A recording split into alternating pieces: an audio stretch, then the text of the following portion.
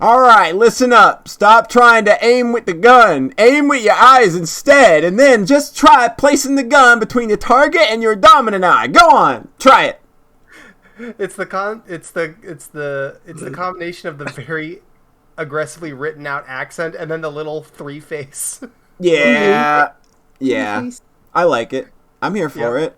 I watched the whole anime and I have no idea who those characters are. Oh, weird. This is Phantom Trigger Volume 6. Okay. That's Phantom Trigger, so that's definitely not characters I would recognize. You can buy all 7 volumes for the reduced price of $84 right now. That's not bad. They're actually only like they look to be only like 3 to 5 hours each, or even shorter. So like it really looks like it's just like 3 big games and then and then a bunch of little like 2 to 3 hour side stories. Right. Which is weird. It seemed weird. Well, the thing is, I feel like I don't really know what it is or what it's about because I only played 5 hours of getting the characters like introduced to everyone. Like, oh, they're at a school for some reason. I'm excited. You're always excited, though. You're just an endless ball of excitement. It's true. There's so much media. For me, there's so much media is just a constant pain at this point. Just a source of angst and distress. It's just trying to keep up. It's just completely and utterly futile. I think that's the thing, is that it's just let it wash over you. There you go. Just let it. Don't even think about it. Don't look at lists. Don't look at numbers. Don't look at anything that you got ahead of you. Just be like, just bask and live in the moment. That's all you really got to do. The problem is my problem is that when I live in the moment after work, I choose the easiest option, which is watching VTubers and doing nothing. That. You can't really have a podcast segment about watching VTubers, I think that would be... You'd run out of material on that pretty fast. Well, they make so much content, Polly. Like, I feel like you can... I mean... Maybe Red has the power to do it. Red might. If anybody can do it. I watched the ending of Earthbound last night. I mean, that's good. That goes real hard. Yeah, it really does. It does, huh? I watched... Etoy was like, this is based off something that frightened me as a child, so I'm going to frighten an entire fucking generation of Western kids as well. Yeah. Nothing wrong with that. God. It's really good, is the thing. It goes... I didn't expect how hard the very end of that fight goes. Oh, yeah. Just the fact that, like, Nintendo released that is still astonishing to me. Mm-hmm. I mean, he's kind of a big deal in Japan, so... He is, but Nintendo's also stupid. Nintendo is stupid, yeah. I think there's a reason they stopped making games like that. Yeah. I mean, in his case, he did Mother 3 and was like, okay, I'm done. Yeah. And Nintendo was like, woo, let's not release that anywhere. And let's not think about it again. Yep. Yep. But I mean, people who can't accept that a series just ends cleanly... Oh god, just always want like, more. No, you're missing the point, like Danganronpa. It's like people that fucking want another Ghost Trick. It's like, get out of here! You're a garbage person if you want more Ghost Trick. I'll never change my opinion on that. You are a total trash human being if you are somebody that stands there and says, "Man, I sure would like more Ghost Trick. I got the point of that game." I mean, there's just games where the story just completely ties the knot. Right. Just every loose end is just completely self-contained and like it's very on purpose with that too. Like that is a game that is very purposefully like, look, I'm just like if anything, they need to just re-release Ghost Trick. Like that game still needs to be. At least I think the phone version is pretty good. And It is, and it's still available. But who the fuck plays video games on their phone? That's when I played. This is a weird case where I don't hate that the phone version exists because at least it's a way people can play it and it seems pretty like an okay. God, that host scared the shit out of me. Oh no.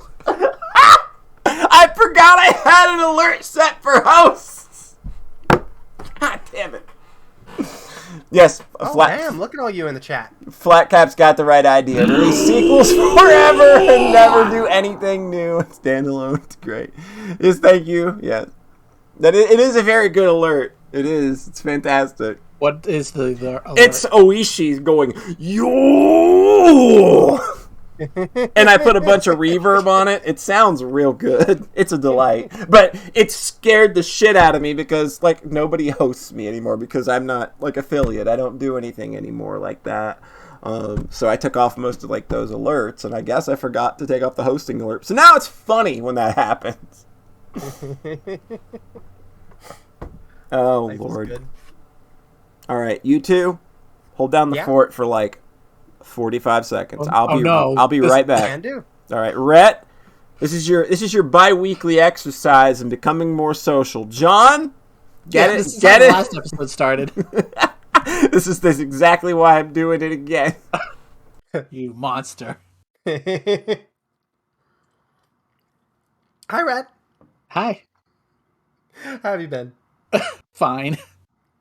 Kind of angsting over media, honestly, this weekend. Oh, I getcha. Like, I did a thing where... Yeah. So when I listen to music at work, I just take an album and make it a single MP3 file so that I can have shuffle on, but then it'll play entire albums. So I organized that folder where I have all of them, and I timed it out using Winamp. Do you know how long it was? How long was it? 2 days. Okay. 599 hours. Oh. Which means if I listened to 8 hours a day, 40 hours a week, I think it would be 3 full work weeks. To get to all the albums you want to listen to? Oh, wait, no. No, if I just listened to everything. What was it? 15 times 40. Yeah, 15 times 40 is 600. So it would take 3 full work weeks. Wait. No. 15 work weeks? Oh, Christ, yeah. That's a lot. I have a lot of music. You have a lot of music. I just don't listen to music, so... There's that. I know, me and Polly are just like, hey, here's like 30 albums we can recommend. You're just like, I listened to Dream Theater once. Howdy do, John. Howdy hold up. Doing well. Doing what? Oh, you getting him to say some more? Rat was talking about how he's angsting because he has too much music to listen to, and I just said I just don't listen to music, so that solves the problem for me. That's a problem that can easily solve itself if. Yep. I mean, that's kind of what I did, where I was just like, I don't play video games anymore. Yeah, video games. I mean, why would you play video games anyway? I don't know. Yeah. Who can say? Yeah. I think they can be fun sometimes. Okay. Sometimes, not often. Not often. Kind of depends, yeah. If you've got 10 video games you liked this year, you can email the podcast. Man, yeah, you could probably do that. We haven't gotten any new entries in like a week, so... Oh, maybe, shit. If you could, that would be great. Uh-oh. Methinks the end of the year is in trouble. Nah, we'll be fine. Nah, we'll be fine. These tend to come in pretty late. People, I mean, it is still November. Oh, yeah. Non-stop night. November! I'm going to be sad in 2 more days. Good, there's not going to be anything left. Yep. You're all drained out. You're going to be so drained! All right. Are we ready to do a podcast thing? I'm ready to do a podcast. I just wasn't feeling a good spot for a cold open there. It just wasn't feeling it. Yeah, so I'll just start it the way we normally do. And hello to all of you at home listening to our waveforms entering your ear holes. Welcome to Sockscast episode 147.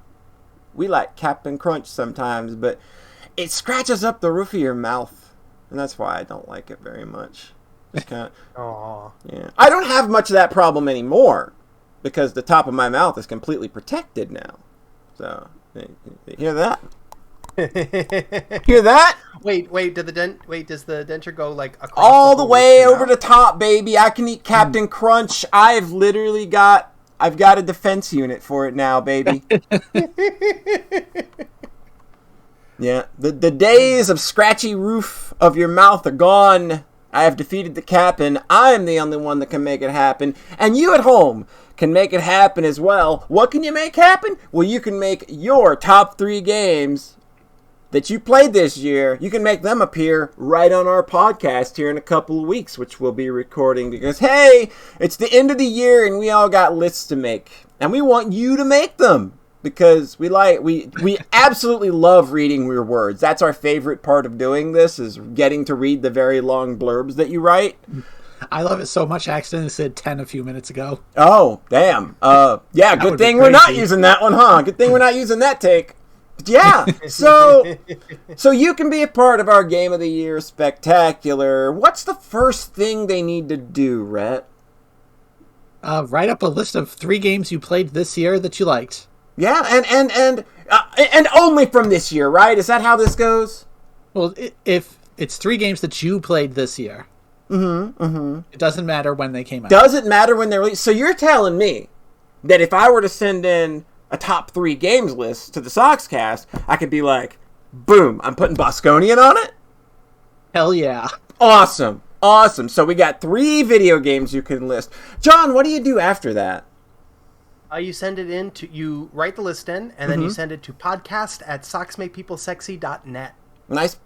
You fail. Damn it. You write a 1 or 2 sentence blurb. Rhett is the only person I can depend on to relay this information properly. Rhett, after they have assembled their list of 3 video games, what do they do afterward? You send it into podcast. Oh my! I'm just kidding. You write a 1 to 2 sentence blurb about how much you like that game. Mm-hmm. And then after that, what would you do to get that to us? You paste it into an email and then you send it to podcast@socksmakepeoplesexy.net. I did get the email right? Yeah. Yes. But Rhett, did you know that you could also send us your list in audio, MP3, and or waveform? Now you're getting all fancy. You could actually send us your list with just your voice, and you could be like, it'd be like you're a guest on the show, but you wouldn't be there in real time, but you'll be there. But yeah, you do the same thing. You could just like, hey, say your list of 3 games, tell us why you liked each one, put that in an MP3 and send it off to podcast@socksmakepeoplesexy.net. It's just that easy. It's just that easy. What? Who knew? At this point, why wouldn't you do it?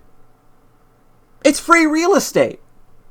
And it's fun to be on a podcast, and it's fun to write lists. Isn't it? It's fun to write lists. Imagine right now. Imagine the fun that you would be having right now if you and or your words could be on this very podcast. Think about that. Imagine it. Put it up in your brain piece for a couple minutes and tumble it around the old thinky machine. Tell me how that feels. Feels real good, doesn't it? It gets you right down there, especially in the privates. Just right in the privates. Like, it feels like your crotch is about to sneeze. It feels that good. That's how it could be. That's all you gotta do. 3 video games, 3 blurbs, podcast@socksmakepeoplesexy.net. You could not ask for a simpler process. Nobody does this easier than us. Nobody. Yeah. Nobody. Nailed it first try. Absolutely. We always nail it first try. I did nail it, right? Yeah. Okay. Yeah. I'm making sure, because I know you said that. You nailed it. John completely fucked up. Oh, yeah, John is worthless. Like, I don't even perceive John anymore. Just over. It's done. Yeah, wrong. John Cena. You do not see him. Stupid. Oh, why did we... Man, the longer we do this show, the stupider we get. Yep, it's pretty great. I love it. To my immediate virtual right, this motherfucker gives me a headache, makes my head hurt. I get that reference. Hey, it's right. Fredache. That's the dumbest thing. I mean, next to the Lion King lyric, like that's the Lion King one. Truly, I didn't get till the second time you said it. Because Lion King is just such a cultural, touchstone. Yeah, like, well, that's the point. Is that it is a clever line in a way, but it's also one where you hear it and you roll your fucking eyes. Because it is good wordplay. Don't get me wrong, but it's just you also do like it's like me making a like if I made a Twitter post except it was a Limp Bizkit song. It would work better as a Twitter post because you would spell it L-Y-I-N. L-Y-I-N. Yeah. Just hearing it said out loud, you don't get it. Yeah. That's how a lot of Aesop Rock stuff works too. Is you kind of gotta listen to it a few times to kind of get it. Oh man, that Fred Ache line though, just genius, absolute genius. There's no way I could not riff on that for your introduction this time around. Yeah. Red, how are things going in Game of the Year land? Are people disappointing me right now? Like, do we got a flow coming in? Oh, right now? No, I mean just over the general course of time. How are we looking? Are things looking good? We got 5 in the first couple days, and then nothing since November 16th. Oh man. So, well, it's still a month out. Well, it was at the time. It's 2 weeks out. We are 2 weeks out now. Yeah. Should probably tell everybody they got to have those in by noon Eastern on the 12th. We completely forgot the due date. Whew. I'm gonna have to do some magic on this on the back end. How did 1 month become 2 weeks? Yeah, it's weird how that happens, Raven. To my immediate virtual left. Why are you all leaving? He hasn't even started telling his abortion jokes yet. It's John Thayer. What the fuck? Hi. Hey. That one. All right, you got me with that one. All right. I was like, what's the most absurd thing I can say in this moment that would just be so divorced from anything we've talked about already? All right, I got it. It's very good. All right. Extremely good. Proud of myself. I'm here. I'm ready to play on this podcast. Oh, you are ready to play? Ready to I know. play? All right. Well, who went first last time? Which of you two lovelies went first? I'll say it was me. You'll say it was you because you want me to say John to go first, right? Is that how you want? Last time. Is that how? It's been read the last couple times. Okay. No, not that I'm, Not that you're jonesing for the. Not that you're jonesing for your. John your wants fix. to go first. I do not want to go first. All right. I see. I'll slap your dick in my chat, and I like that. You always like to see those kinds of things in your chat. Just saying. Of course. Yeah. Okay. John, do you want to go first? Sure. Okay. Enlighten us. Get us started. This our last regularly scheduled show of the year. We gotta start with a banger. So, John, I need you to come out with both barrels blazing. I'm not sure I can do that. I finished Riviera the Promised Land. So I talked a little bit about this last week, and I'm not going to spend too much time on it because there isn't too much more to say. Mm-hmm. I said that I really liked the voice of the game Riviera last time. Yeah. I really liked the fighting. I really liked how the dungeons played out as sort of like adventure game rules, basically, where you go between different screens and manipulate and like just things play out. A lot of stuff plays out through dialogue, and there's a lot of you don't move the characters directly. The game moves them for you, and they have lots of cute animations and like event scripting with how the characters all move and interact. Mm-hmm. So there's a lot to enjoy in that respect.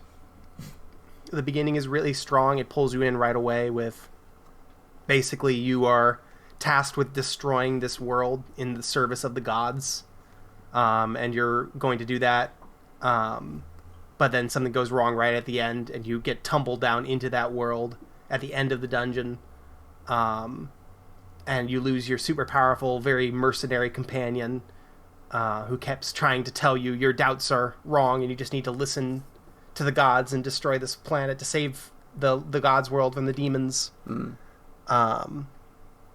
And he loses his memory for a little bit when you land in that new world, but he gets them back pretty quickly. So that's not like not like the sticking point of the story. Yeah, it's just like enough time for him to like get acclimated with this world, and then he regains all of his memories at the end of like the first dungeon after landing there. Okay. And that kind of draws the conflict into sharp relief of like, oh shit, I don't want to destroy this world now. There's a lot of cute girls here. That's a very good reason to not want to destroy a world. Mm-hmm. And the way that the climax play, there's also just a very nice resource management tension where you all of your the battle system is that you pick 4 items from your inventory that's hard limited at 16 items, and every person can use every item usually in different ways. It's based on like their affinity for different weapon types, basically. Mm-hmm. But you can bring in a certain healing item, and you can bring in an item, and one person can use it for healing, and the other person uses it to do a thunder spell, basically. Yeah, like that's a cool idea. Mm-hmm. But each person using it still takes away from its number of uses left. Yeah. You get tons of items. There isn't really a risk of running low. Of running out, but it still feels kind a little bit. There still is some tension, especially in the end game, because for the whole game you can do practice fights, and at the end of a practice just freely at any time, and practice fights give you items when you finish them. So there isn't really any tension to like how do I dole out my leveling throughout the fights, because I just stopped for 20 minutes and grinded every time I got a new item so everyone would learn their skill, because I was tense about the resource management stuff. Right. And I get the sense that that's not necessarily, you don't necessarily have to do that. I just did it because I was worried. I wanted to play it safe. But once you get to the end game, the items you're getting from the practice fights are nowhere near as good as the items you're getting from the dungeon, and those are limited. So there's like, especially with like healing items and certain kinds of weapons, there's a lot of like, okay, this is the weapon. These are the 5 weapons I have that do a lot of damage in end fights in a reasonable amount of time. How do I use these tactfully? This one has 40 uses. This one has 20 uses. This one has 30 uses. How do I use these tactfully to get through this dungeon, knowing that there's a whole other dungeon after this? It's very smart, and it's even nicer than that, because if you lose a fight, you can retry it at a lower difficulty. This is one of the earliest games I've seen that has that feature. Like this would put it right around the time as the first Trails coming out. Wasn't this like 2003 or something? This was 2002, I think. Yeah, so this would be around that same time. It's very smart. I wound up using that a few times earlier on, but then I kind of figured out the system, and I managed to get through all the final boss the whole last couple dungeons without using that. Oh, felt nice. Real good. First trying a lot of them, but the final boss took a couple tries, because it has some cool gimmicks with how it plays out. But it never really felt like the game wasn't communicating to me clearly. The story itself is pretty satisfying with how it plays out. Like, I think it's like about on par with like how, like with like an Ys story. Like it's not like super complex. But it's this whole world that they created for this game, and a unique cast of characters and a bunch of its own like vocabulary and world building, and the story itself is pretty satisfying with how it plays out. And I think that is enough to be like well over a lot of video game stories, just because it's original and basically and holds together. I wouldn't say it's like a reason to play through the game. But the fighting is also cool. So basically it all holds together like in a really nice way, because the fighting is cool and experimental, and then the story is nice, and I felt satisfied in finishing it. The dating sim stuff is adorable. Like, it's very, very chaste and gentle and cute, where just like certain actions will make different characters light up with a little heart, or they'll have a little broken heart over their head. Aww. And then you'll be like, oh. So I enjoyed watching that play out too. You can have 7 wives. No. There are 5 in your party that you go between. There's the nice wife, the cool wife, the ditzy wife, and then the little sister. Oh, that's okay. how these tend to go, huh? Yep. Yeah, that's a typical setup. Yep. I got the nice wife, and then Iffy immediately responded with, "I like the cool wife." I like the cool. Well, I mean, yeah, makes sense.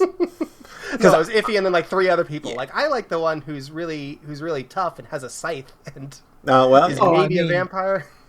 The scythe is like plus 50 coolness. Yeah, absolutely. You get a girlfriend with a scythe, like, dude, you literally won at life. Unless she kills you. I mean, I think it's still a win. Then She you was definitely still won at life, you Brett. like, I think that's like the capper on top. Like, they give you a 1,000,000-point bonus, like, right at the end.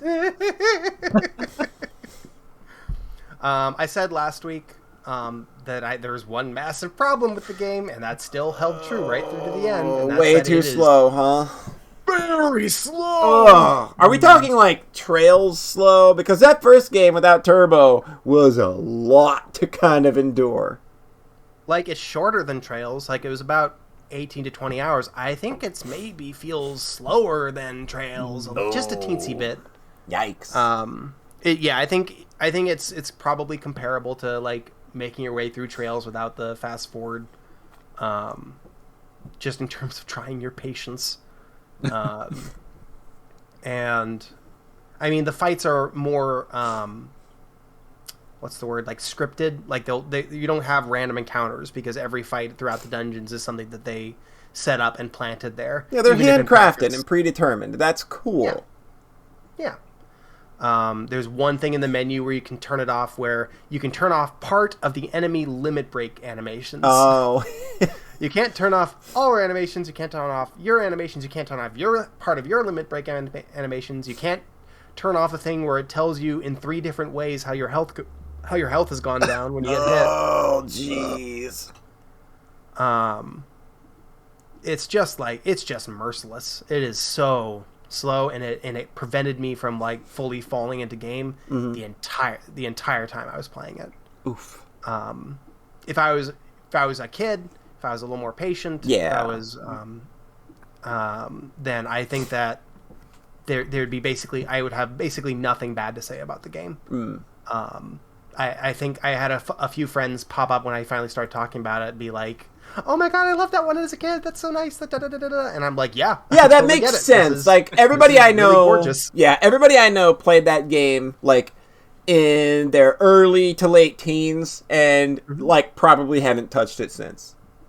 Mm-hmm. And then in that, like, it probably feels a little comparable with like Mega Man Battle Network in my head, where like I think they feel bad in different ways, where like Mega Man Battle Network almost feels like kind of cheap in like a licensed game in the way that it pads out its dungeons and adds a bunch of like kind of bullshitty fetch quest content. Like those games feel weirdly low budgety. But then the fighting itself is really smart and cool and fun. Yeah. And then the cast and the world is really cool and endearing, and I love it. And I still think about it sometimes, even if the stories themselves are not like anything groundbreaking. So like if you're the kind of person that has room in your heart for Mega Man Battle Network, then you would absolutely, I think, could absolutely have room in your heart for Riviera. Yeah. And I'm interested in Sting's other stuff. Most of their other games in the Riviera, like, kind of broader series, like, it's like the Department Heaven games where they're all unique casts and stories, but they kind of very loosely take place in the same world, even if they all have different titles. I think it's very cute. Most of them are SRPGs. Yeah. Oops. Like, I only know Sting from that Neptunia strategy RPG. I don't know that I've played much else by them. They made Hyper Devotion Noir. So yeah, I was like, why am I heard the name Sting and was like, why is that making me think of Neptunia? Yeah, and then you finally nailed it. Because I was like, they didn't have a character, which is weird because everybody that does one typically gets a character at some point. Poor Sting. Funny. They did Baroque, which a bunch of my artsy friends fucking love. A bunch of artsy types love Baroque. I watched the intro and it is fucking gorgeous. It is. And it was at the time when doing roguelike stuff was not kind of old hat. Yeah, like it's still feeling that shit out. So I don't expect it to be as good as Dragon Quarter, but I sort of group Baroque in my head with that in terms of being like an older game that kind of showed people like, hey, RPGs don't have to be... It's ahead of its time. Maybe in some ways it shows that and it maybe some of its design philosophy too, because again, just trying to figure shit out as you go. Yeah, that's cool. Yeah. I'm super here. That's the one I want to play. Probably, I'm super here for it. The Evolution games look adorable. They're just like those the just Dreamcast RPGs that, as I understand, are not as wild and experimental. Just like they have those cute sort of Mega Man Legends-y animations, and I'm just like, that makes me happy. Yeah. So probably Baroque is the next one. This was my first dip into the world of Sting. And like the voice really appealed to me, even if the play experience was ultimately pretty exasperating. Yeah. I would say. Yeah.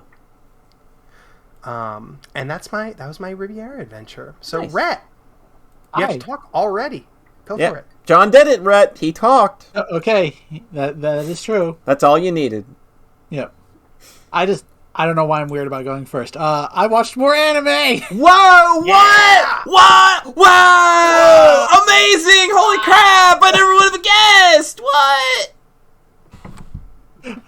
Realizing that I'm just continually bringing anime to what used to be a video game podcast. I think this promise was made on the podcast. I don't remember specifically, but both of you were like, "Hey, you need to watch Toradora." Yeah, you made that promise on the podcast. You actually did. Yes. Yeah. And I actually did. Even though I truly dragged my feet on it, whereas like I had a list of shows in Toradora. You were really you kept pushing that one back. There's something else I could watch instead. Let's watch every bad isekai before we watch. Not every bad isekai. Please, John, do you truly know how many bad isekai there are? That's true. You're right. Nobody has watched every there's bad like isekai. There's something like 47 shows airing this season, and probably like half of them are isekai. Yeah. Like we know like the ones that kind of rise above or fall below.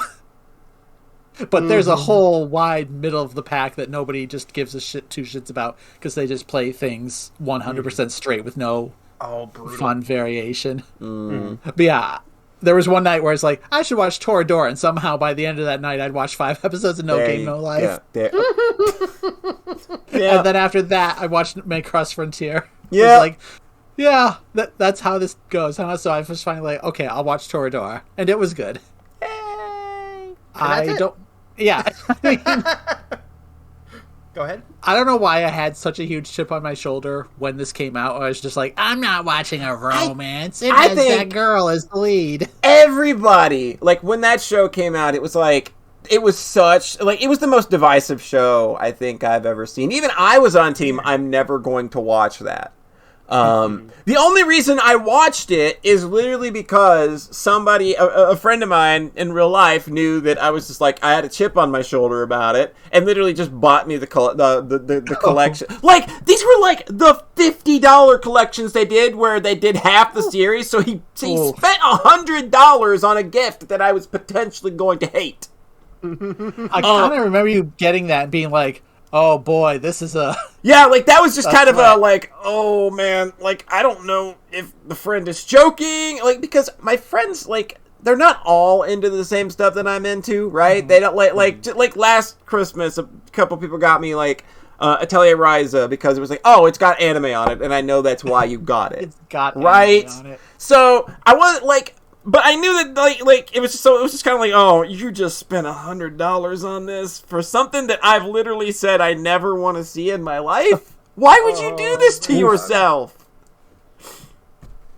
And then I watched it and loved it. Right. So when we talked about this a lot on DM, so I'm not sure how much to kind of rehash on the podcast, but John called it. This is all for our benefit, of course. The listeners don't matter. No, not at all. Anything we've talked about. But it's like, John had said something interesting where he goes, I like Toradora because it's a capital R romance. Right. And my whole take had been, it's not really a romance till the very end. No. Like, I think this show works because there's a lot, like, it's a pretty, okay, I've been watching a lot of, single season shows. Mm-hmm. Toradora is like 25 episodes. It's got more time to breathe. Yeah. So they don't rush into things. No. Like, it is very much a slice of life kind of show, like them going through a year of high school, and it is very much a comedy, where this show is pretty damn funny, especially Taiga is just ridiculous at all times. Yeah, like, I think that people got pissed off at that character back in the day, really were not... They didn't want to get the point that she's literally just over the top ridiculous. And the first episode is a little bit much. Yeah. Where she literally breaks into his apartment with a baseball bat and attacks him while he's sleeping. It's great! That's like Nagatoro's first episode where it may be a little much. Laid it on a little thick there. Yeah. It's like every episode needs like the first episode hook, and usually it's fan service. Yeah. So in this, it's just extreme woman on male violence. I mean, like, to be fair, when I saw her bust into his apartment with a ball bat the first time, I was like, you know what? I think they might have got me. I think they might have got me. So it is a little weird after that experience where they kind of just become real buddy-buddy, like in episode 2. In episode 2, I remember thinking, feels like I've skipped a few steps here. Where like they're already I got like that vibe rewatching it. I feel you there. That one in particular feels like it kind of cuts to the chase a little bit too much, because eventually it's Taiga and oh god, I don't remember names of characters and shows. I'm sorry. What's the main guy's name? Oh, Ryuji. Okay, yeah. Dragon. Yeah. Jesus Christ. Yeah. So Taiga and Ryu have crushes that are not each other. They're gonna form this alliance and help each other out with their crush. Yep. Kind of a huge portion of the show. So I think the romance works because they grow into being comfortable with each other more so than their actual crushes. Yep. Over the entire show. So that when confessions are made towards the end, it's just I know. It sticks. Woo. It's just I think that's what a romance is. Yeah. Actually, it's just like we spent a long time with us just existing together with each other. And hey, there's like actually something here. we built up this relationship. Every single one of these like other of these episodic stories, and now we can do this big payoff, and you actually feel it. Yep. Yeah. Well, I think the other thing is that the previous show I watched, Macross Frontier, is a very bad romance and love triangle. Like even people who like that show are like, yeah, this is the worst love triangle by far. Like this. It's barely qualifies as a romance, like at all. So like this one actually being extremely well done was like, oh, thank God. Yeah. Like this is how you do it. Absolutely. I really hated Aomi by the end. I mean, I think you're kind of supposed to. I feel like there was definitely like they were setting up a kind of a redemption for her, but then the anime ends where the light novel would continue. Yeah. Like they spend a lot of time in that show making her like you need a foil, you need somebody that's going to cause chaos and has her own agenda and is way more outgoing than either of the two people she's fucking with. So trying to reel that in after like things have been settled and like decisions have been made, reeling her back in and making her palatable, you don't have enough time. Especially after she physically attacked Best Girl. She literally physically attacked someone, and it's just like, oh yeah, you don't get to I come hate back. You forever now. You Even actually... if the character forgives you, I still hate you. You actually don't get to come back from that. I was like live tweeting you guys at like 2 a.m. I'm like, I fucking hate her. And then 2 minutes later, in all caps, I really fucking hate her. That's such... I think that moment is so fucking visceral and real, though. Yep. It's so... It feels like awkward teenagers having a scuffle, and it's just, like, uncomfortable for everyone involved, and it's just... It feels bad. And it's right after another fight with some of the minor characters. Yeah! That whole skiing trip was just kind of a disaster. The skiing trip was a lot. It's so good. Yeah. So I think my one complaint with the show is like they really do just kind of cut to an anime original ending right at the very end. Because I was looking up some stuff from the light novel where it's like, oh yeah, Taiga never actually ends up leaving the school. Like, oh, okay. Yeah. Like, very abrupt. At the very end, like, you do get the payoff you want. Yeah. But they kind of do it in a weird way, and like the way they had to kind of set that up and make that work. It's like it's not the most elegantly paced thing. I understand and I like that they did it because it was a response. I think it's a responsible and a mature decision that was made. Yeah.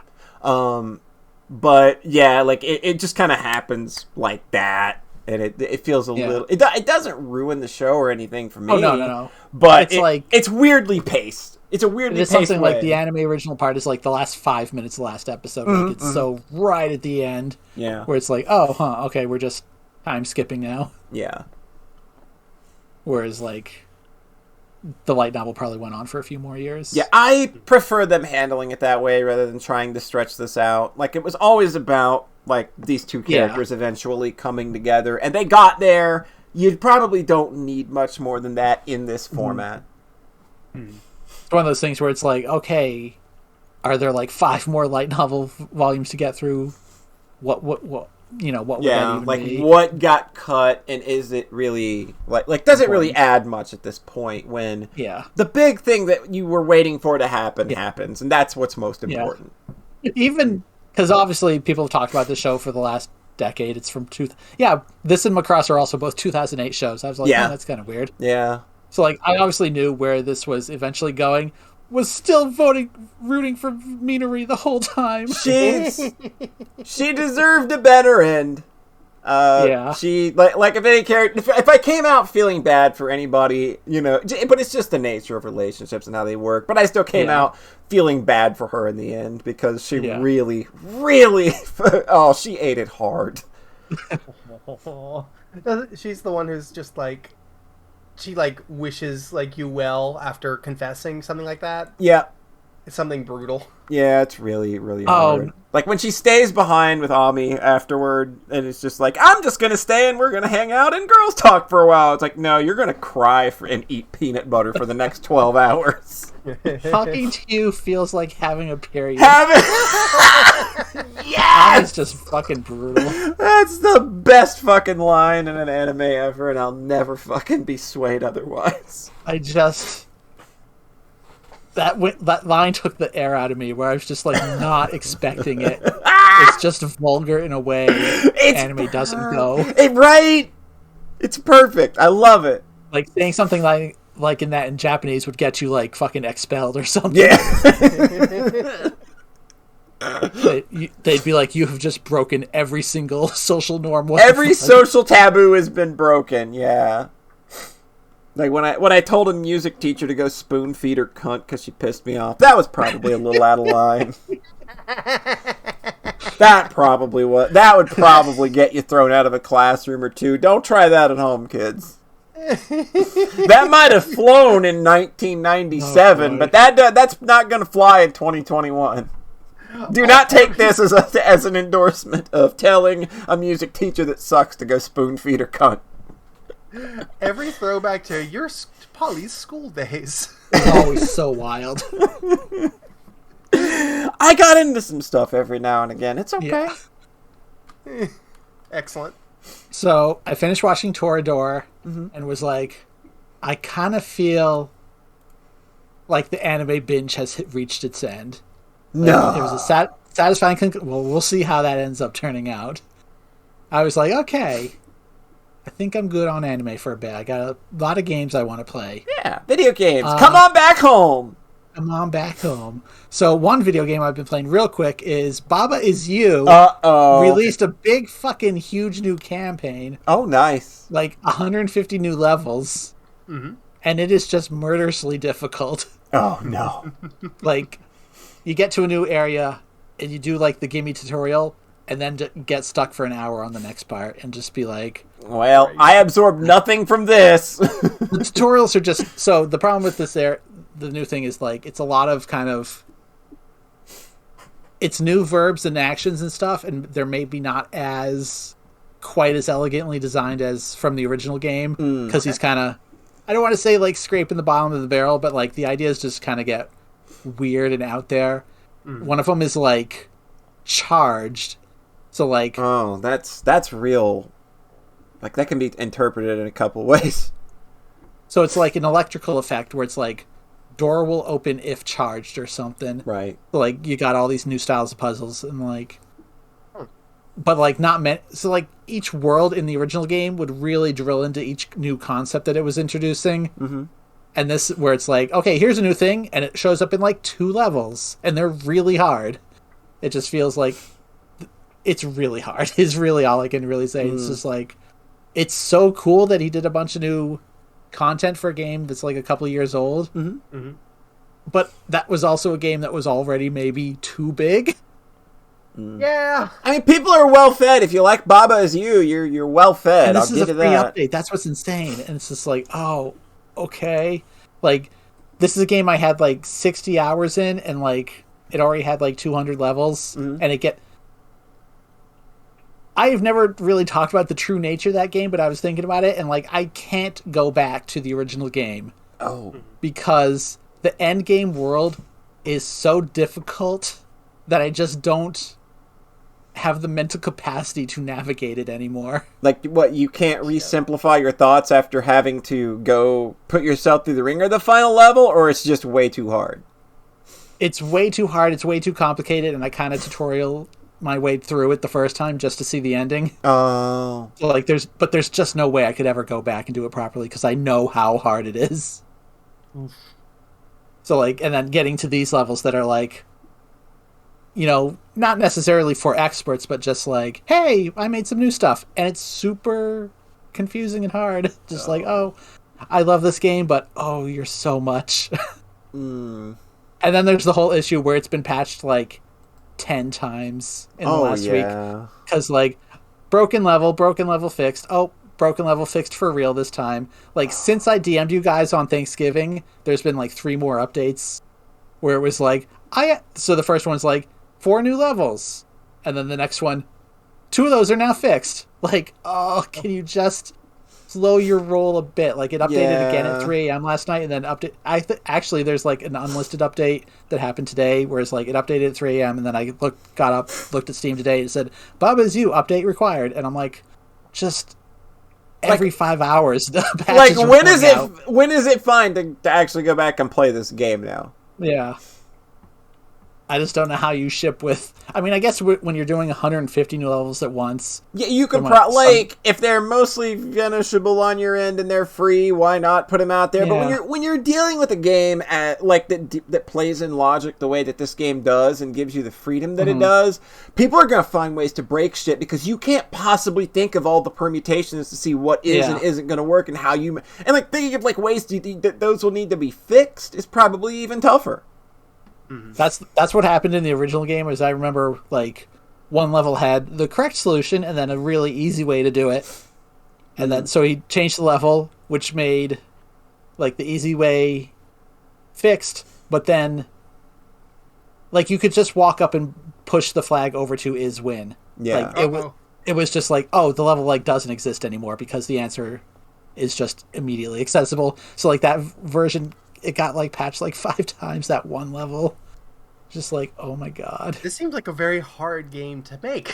Because there's just cannot... unexpected consequences when you get into all these weird things. Like I showed John a level that I beat like by accident by making text his move, and the text just accidentally walked itself into the right position. There you go. I was just like, what just happened? But okay. That works. A win is a win, baby. It's so much. So I don't know how much more I'm going to play because like I have like 10 levels open to me right now, and I've just stared at all of them and gone like, what the fuck? Oh jeez. That's how I was about 4 hours into Baba Is You. That's the thing. Like, it just keeps going. I think I'm just too stupid for that game. I'm just going to accept the fact that I'm way too stupid for that game. It's also a block pushing puzzle game at its very core. And there you go. Yep. That's why I could never play it. So it goes. Like there's one level I did that I didn't even finish, but it was like part of the solution was like, don't just know the answer, know how to push the blocks in the correct order to do the answer. Yeah. It's just like, oh boy. So, Polly. Hey! Hi. What have you been up to? Oh, man. Well, you know, video games. We do those sometimes on the podcast. I guess. Yeah, we can. Picked up a video game back in June. Pretty excited for it. I didn't get around to playing it immediately because, you know, hey, sometimes the mood just doesn't catch you. Sometimes it's just not there. But I looked at this game in trailers, I looked at it in screenshots, the aesthetic just screamed and called out to me and wanted me to lovingly caress it and rub my face all over. I'm talking about Scarlet Nexus.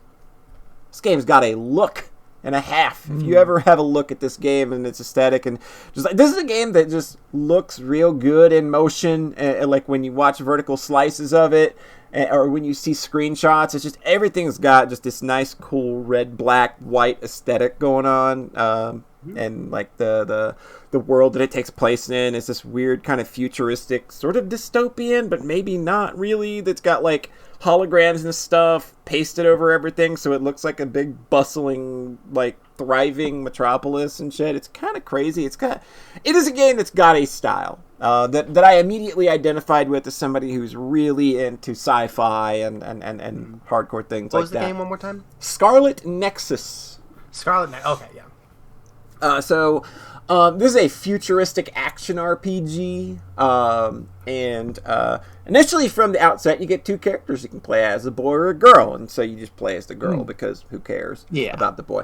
You can play as either Yuito Sumeragi or Kasane Randall, and they're like they're sort of the new recruits in the fight with your big old brain army, I think is what they call it in game. I'm pretty sure that's what they call it. That's probably what it was originally called in Japan, anyway. Because like Yuito, he's like a sword boy. He's John's favorite already. He's a sword boy. He's got a legacy to live up to, I guess. Like his family name is just all over the place at the start of the game, and it feels like his story is one where he's sort of kind of like living in that shadow and maybe having to kind of fight his way out of it and establish, find his own place in the world is the kind of the gist I get from having peeked at his story a little bit. Okay. And Kasane, she gains acceptance into the big brain fight punch things unit, with her sister, who she is very protective of, to almost a hilarious degree. It's very funny. The way that she gets very like she's very much like an angry little dog anytime people start coming around her sister. She's like, I'm going to sniff you. Like, if nobody can even, like, the people don't even likely have an interest in her sister at all, but she is going to go do her own background checks on her time off because this bitch is insane. But Kasane's deal is that like her story kind of gets really interesting when you realize that like her sister is a member of a very prestigious family, and that Kasane was adopted into this family. So like she didn't really belong in this affluent family, and I feel that like that's really cool groundwork for building interesting characters. And that's something this game does out of the gate really well. Is I think that it makes all its characters very interesting. Not only due to their place in the world and the way that they're kind of like going through, what they're going through, like being in this, kind of like military-like unit where you fight with your big brain, and the relationships they build along with that. But like, they're also really cool in that like, oh, these people have really cool, awesome brain powers, and it's just really awesome to see them do cool shit. So the game's got just an immediately, like it's got a good hook. Makes you just immediately kind of want to dig in and start playing around. I think that if the story reminds me of anything, it feels like a less urgent and dire Attack on Titan in a way.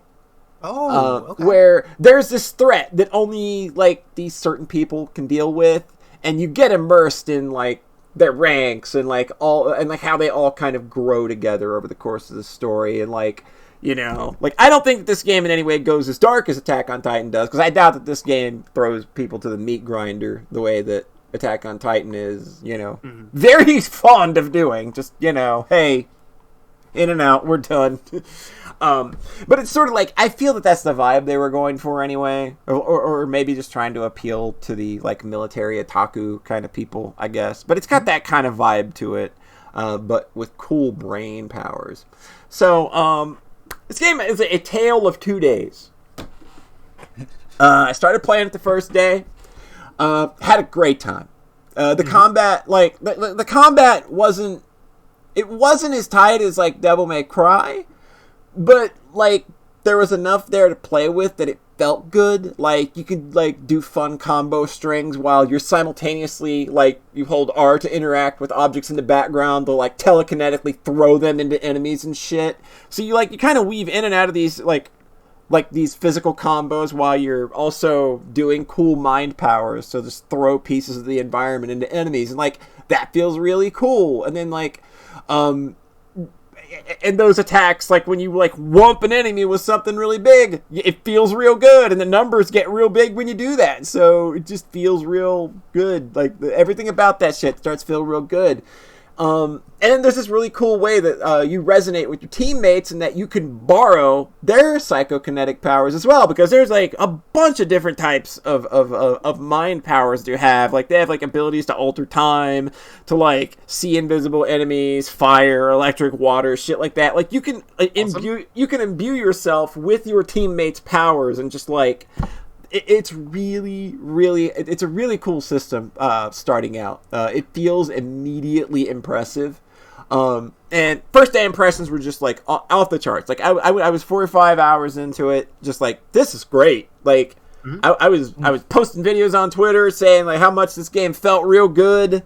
And I came into the second day like ready to be having a good time, and I quit playing this game about 4 hours into the second day. God. Oh, it just... There's a point where the combat starts to feel like a weird kind of mushy soup.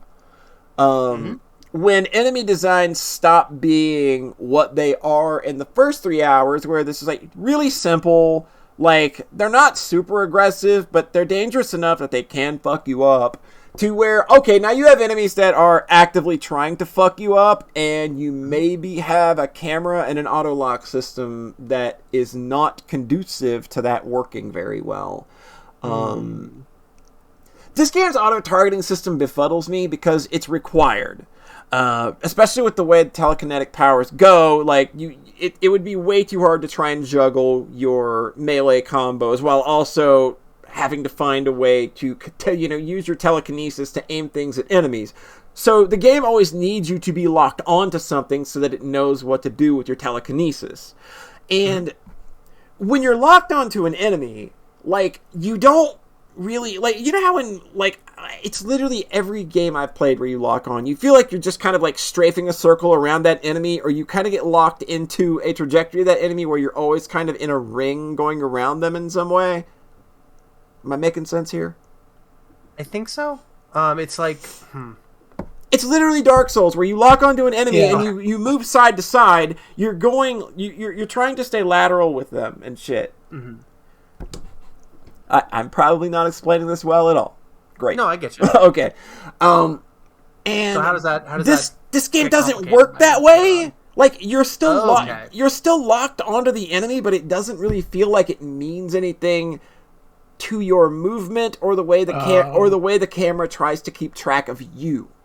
And like, you can't and you can't easily switch targets unless a target is immediately within eyesight, meaning that enemies that you can't see are just going to fuck you up.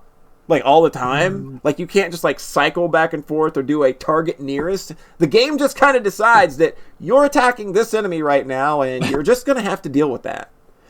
So even if that's not the enemy you want to be attacking, like if I, like, say I'm trying to attack the enemy right in front of me, and for some reason the game is locking on to the enemy that is behind that enemy. I'm trying to swing at the enemy in front of me, but my attack is being corrected toward the enemy that is behind that enemy, meaning I just whiffed, and then I get stuffed by the enemy that I was trying to attack.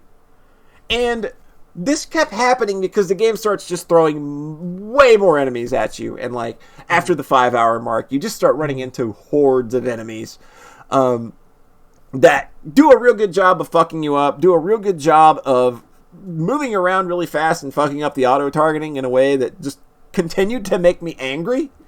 And it got to the point where it just was not fun to play anymore. Like, it went from being, like, this really impressive game that I was having a load of fun with to just, like, I cannot stand playing anything about this anymore. Like, enemies have seemingly stopped telegraphing their attacks in a way that makes sense that I could get out of the way. The dodge has input delay on it for some reason. I don't know why. I don't know if the input delay is a PS4 Pro thing or not. I don't know how this game operates on a PS5 or a PC, but I can tell you, when I started this game up and I was in just the new game continue menu, that was delayed quite a bit. When I was pressing up and down to make selections in the menu, that felt really delayed. Yikes. Do you think is it possible that this is just like... So I played Tales of Vesperia last year, which was another Namco RPG, and my experience of it was being really, really frustrated with it, because I kept trying to figure out how to play it like as an action game. And then I ultimately just kind of threw my hands up in the air and said, I'm not going to think about this like an action game. I'm just going to play it as an RPG where I make my choices very fast. Right. And I'm just going to tank a bunch of damage and heal up and hope that everything is fine. And then I just cruise through the rest of the game, matching the same skill over and over. Yeah, that could very much be the case with this game. Like, maybe it is meant to be. Like, there is a lot of RPG to this. Like, there's a skill tree and everything in this game that you've got to take care of. Skill tree. Yeah, like, there's a skill tree. You expand your combos and stuff with it. So it's like... The action RPG is a very weird thing because it is so easy to be confusing. It's so easy to mess up, I think. I extremely agree. Like, I don't know what it is about Ys where they do it, and it feels like you've perfectly kind of combined the RPG and action parts to where I don't feel that, like I can play that game, and I feel that I can avoid damage competently, and if I get hit, it's probably my own damn fault. They've been doing that for 30 years is how. Yeah, literally, I think it kind of comes down to that. Like, is this framed around, can you avoid all damage if you know what you're doing? They have perfect dodge mechanics. Like I don't, like, that's the thing I'm confused about, is because this game does have a perfect dodge mechanic. But, but the dodge has input delay on it. Ugh.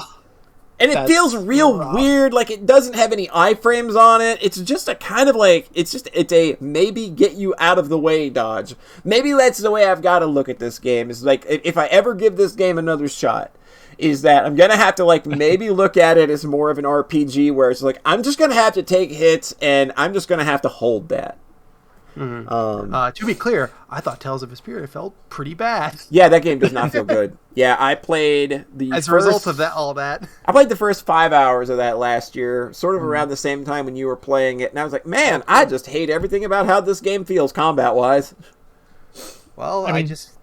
Don't worry, at least it's not hard, and the fights move quickly, but there are a lot of them. Yeah. Scarlet Nexus seems it's leaning way more action heavy though. Yeah, that's the thing, is that I feel like this game wants to be played as and seen as kind of a cool action game, but I don't feel that anything about it is reactive enough to make that really work. Like, you got the cool stuff down, like hitting people, like throwing out psychic knives and hitting people with them while also throwing a fucking cement tanker at them is great. Yeah. That's fun. That feels good. Grabbing a fucking train and hurling it down the tracks at a set of enemies feels real badass. Well, I swear to God, I'm watching a review right now, and that's actually what happened on screen. The train, right as you said that. That's buck wild. The thing I'm noticing though is like how enemies have levels and like you're doing damage numbers. Yeah.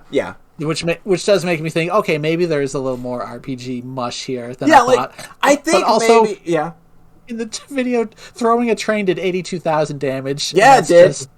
Seeing a number from that is so funny. It's real silly. We're like, sword does 100, train does 82,000. 82,000. Yeah, like, that shit feels real good. There's a lot of good spectacle to it, and I really, really like the story and characters so far. It's just playing it right now, at the point to where I was like, I hate this. And I also ran into a real big issue with tutorializing. Oh, yeah. So, Like you've got people like it's a military kind of game. You got somebody in your comm unit. They're always gonna giving you an update on the situation. Your teammates are always gonna be blabbering back and forth. But it's the comm person that's giving you the survey of what's happening on the battlefield that got on my nerves. Like like the first time you run into an enemy type, you'll get this kind of a communication about like, oh no, like that enemy type is using oil. It can inhibit your movement and make you more susceptible to fire-based attacks. Be careful. And then literally maybe a minute later, I'll get to another enemy spawn point and that same enemy will be in that group of enemies again. The game will just play it. It'll just play that same tutorial line. Like there's no variance on it. It's just, oh, you're just playing the fucking tutorial line again. like there are so many inventive ways. That was another thing that seemed to happen in Vesperia a lot. And being like 7-8 hours in, I was still getting like just loads of like new systems upon systems upon systems being added that I was like, I'm never going to engage with any of this. Why is this here? Oh, it's such a weird thing because I literally just can't figure out if it wants me to think if it wants me to think of it as an RPG, then I can I can probably deal with the fact that your combat is kind of fucking mushy. Yeah. But if you want me to see you as an action game, then you feel really bad. The game is the poor Tales people being like, here, Polly, we made you a fun action game. And then it's like, action game, you said? And then, like, taking off the gloves. Like, yeah. well, I will judge it as such, then. Yeah, like, that's kind of how I have to look at it. Oh, it's such a No, I totally get it. It's like when the game is trying to work on that level, and then it doesn't. No. It feels so bad. Yeah, it's just, yuck. Because RPGs are allowed to be mushy, but action games, you really can't. No.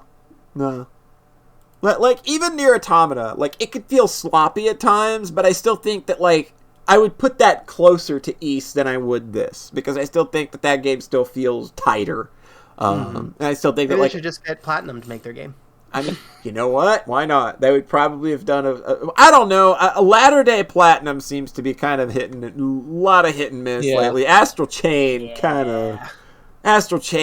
of, oh boy, that's kind of, Not hearing a lot of good stuff coming from them lately. Nope. So it's unfortunate. Yep. It's kind of funny because watching the footage of this, I was like, I would put this in the Nier category, where it's trying to be an action game, but there's a little RPG bent to it. Mm-hmm. This is also by a bunch of people that were making Tales games, so it kind of makes sense. That, like I kind of wonder if like that's the only kind of action like that they know or they've been exposed to in terms of what they wanted to make was just like, here, we will just make something that's still a little Talesy. Mm-hmm. Which will be good, right? Right? Yeah. Yeah. The combat does look very cool, though. It's so funny watching it, like this review. Like I said, this is a game.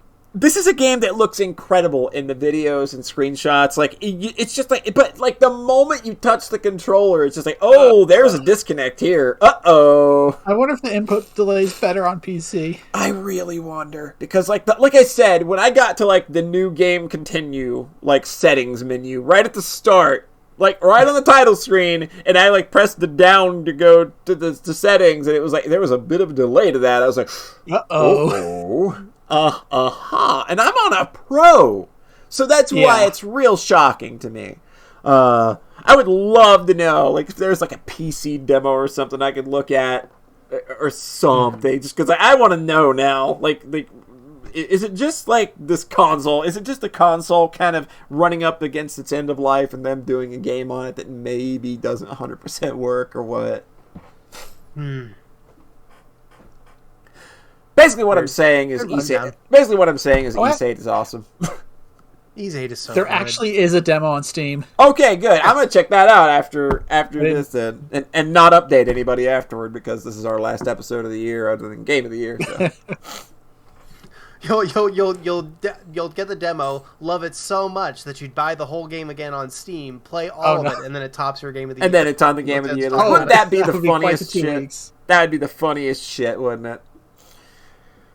Ah. Boy, video games are weird. So, Scarlet Nexus, 35% off on Steam. Scarlet Nexus Deluxe Edition, 35% off on Steam. Scarlet Nexus Ultimate Edition, no discount. Oh, I mean, why? Ultimate Upgrade Path, $40. Oh, yeah. There you go. Fucking get them on the DLC. Get them on the yeah. Like, I don't have any of the DLC. It was just like, whatever. Just like, it's the video game. I just bought that. I just don't want you to actually buy the video game anymore. I just need to find out now. I'm just downloading that demo. Yeah, you should get the demo. As soon as this fucking stream is over, I'm downloading that stupid demo. And I'm just going to see if it, even if they just like delay on the title screen is all I want to know. 40 gigs or however big it is. Who cares? It's all, I want to know. I got unlimited bandwidth. Let's do this.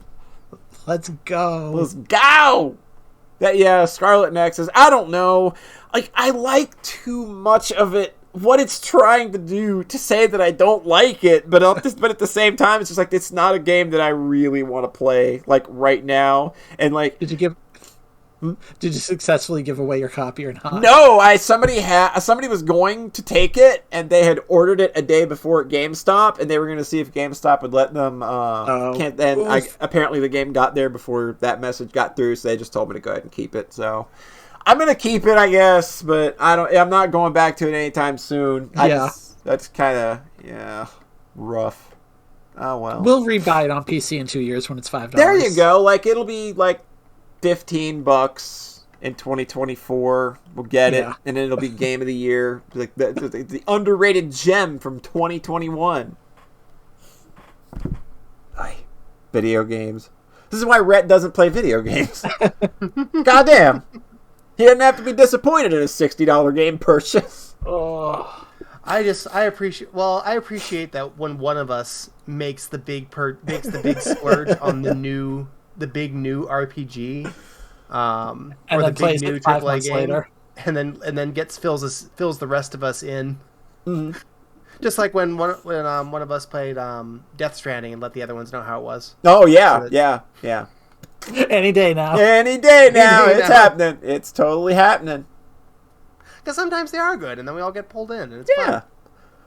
I wanted that to be the case. So bad, because again... I know, you were the champion for this game, but then you didn't actually play it I didn't play it for 5 months, because I just didn't want to play a big video game. So then you got like Thanksgiving week, and it's like, all right, now's the time to chow down on a big old video game. And 2 days in, crap, I don't like it. Well, there go my plans. Back to playing Labyrinth of Toho. Oh my god. Back to playing a dungeon crawler. Yeah, much as anime probably has the dungeon crawlers. And I'm Shin Megami Tensei 5. There's no excuse. I don't know. I'm not in the mood for that one.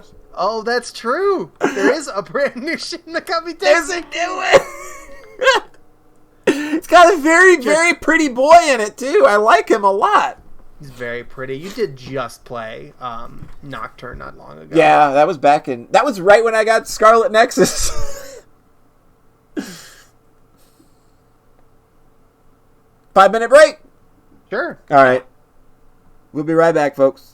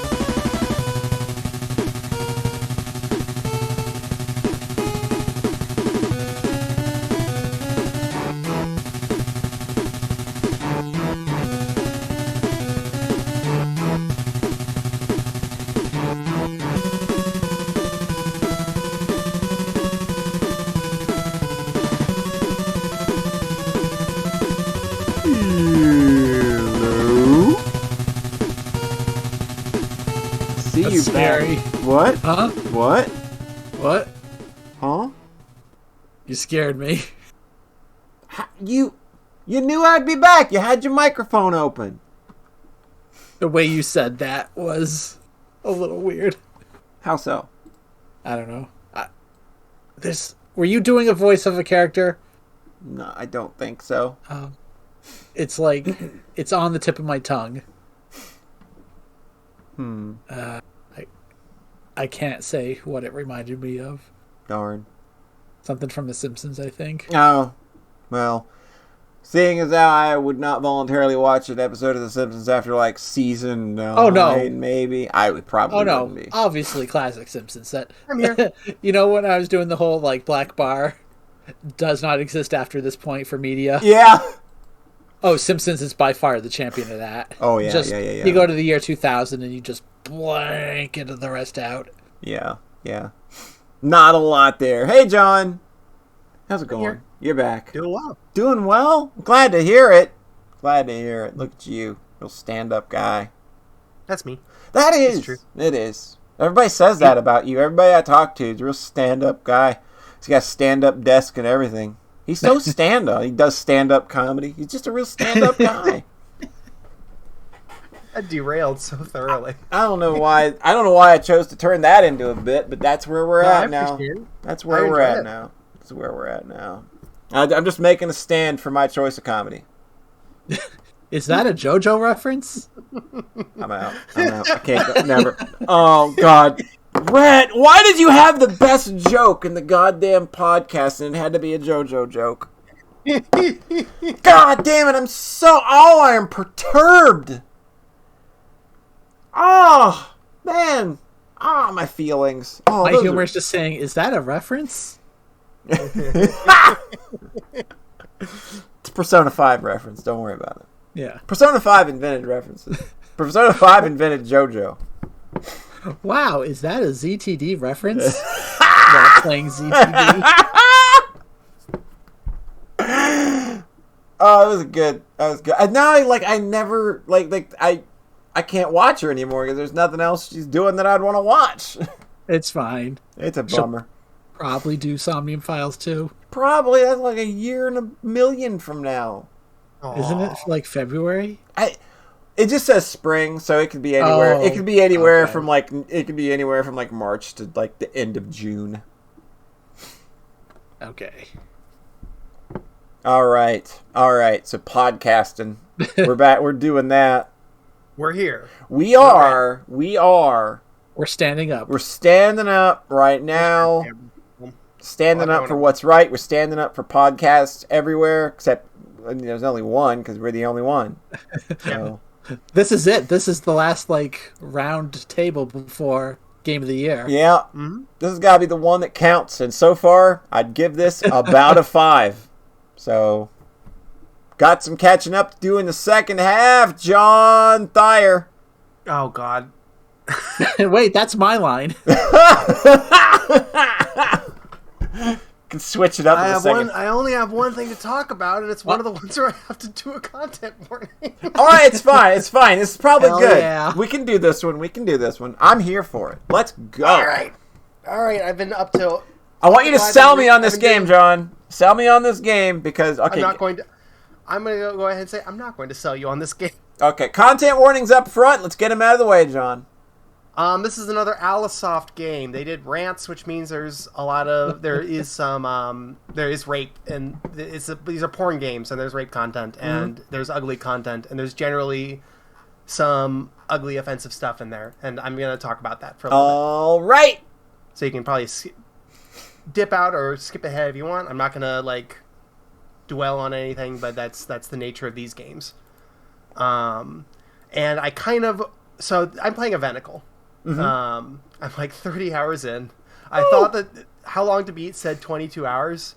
I am on chapter 5 of 7. This is going to be a 50-hour game, easy. Wow. How many wives do you have? What? How many wives? I have 7 wives. 7 wives? That's a good number. 10. That's a good number of wives. Go ahead, right? Did you say the max is 10? I think the end game is going to be 10. 3 more to go. Yeah. They're floating candidates as you play. So I know I'm excited about one and a couple others probably. So this is by the people that made Rants. The big difference, I think, is there's a lot of similarities in tone and lore. They bring in like the elves in Rants, the way that they are presented, and how how the lore with their characters is the same as Rants. They literally mention like, oh yeah, the whole world is flat and it's on a turtle's back, and just like a number of little things like that. There's definitely a tonal similarity and lore similarity. The big difference is that Aster, the main boy, he's really nice. Oh, well, I mean, okay, that's a good start. He's so nice, and he loves girls so much. Okay. And we could have just named him Rhett.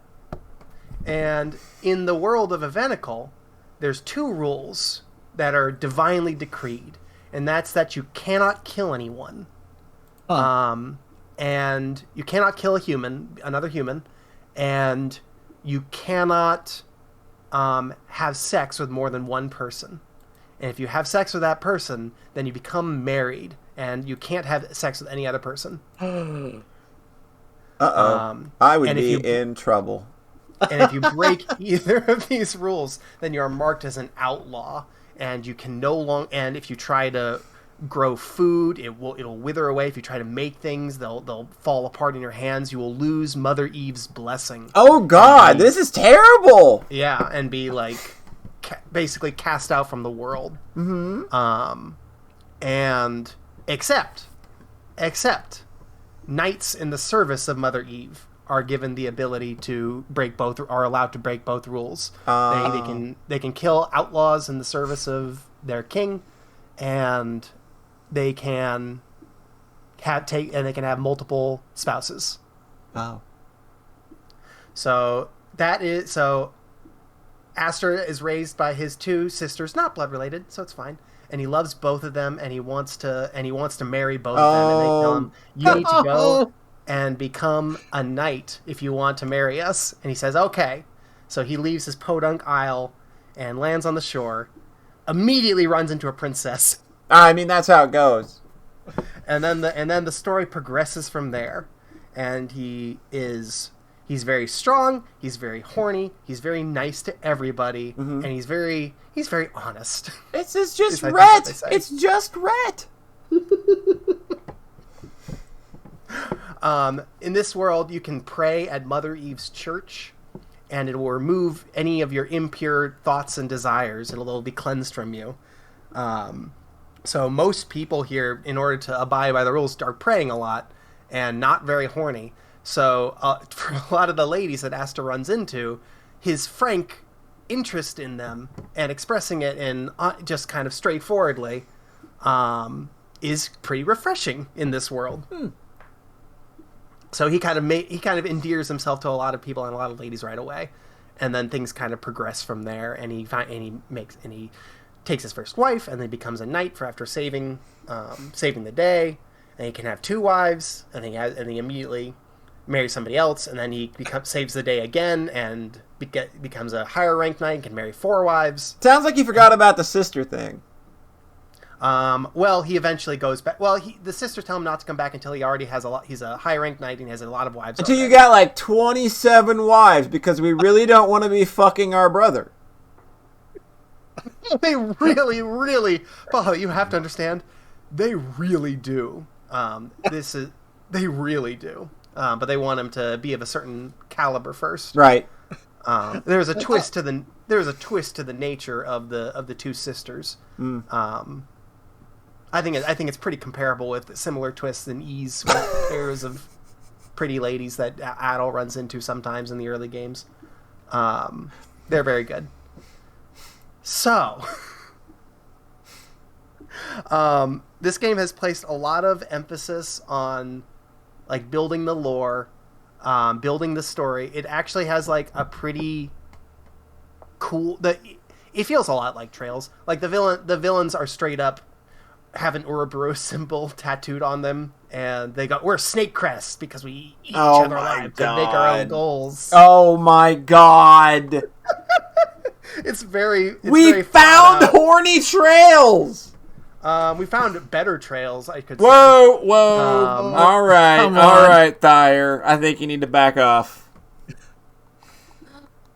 Well, if we're talking in terms of how much fun am I having moment to moment... Okay. Wow. That's probably fair. This podcast is done.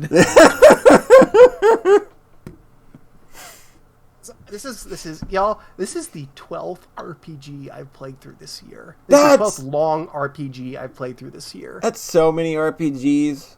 If it was any of the other ones I played through, I would be like dead on my feet. I would be exhausted. Yeah. But instead, I got the Alisoft epic where every moment is just pure joy. This one, it's like I can play any other RPG, but what one's going to get my dick real hard? Yeah. It's basically it's good porn. Of course, it's good I mean, some of the stuff I've seen you posting, it's like, okay, you know what? If it was this, I could probably buy in. Let's go. I'm not going to play this game, but I will go to eHentai and download the CG set. That's actually a good idea. Why didn't I think of that? I'm smart. Goddamn.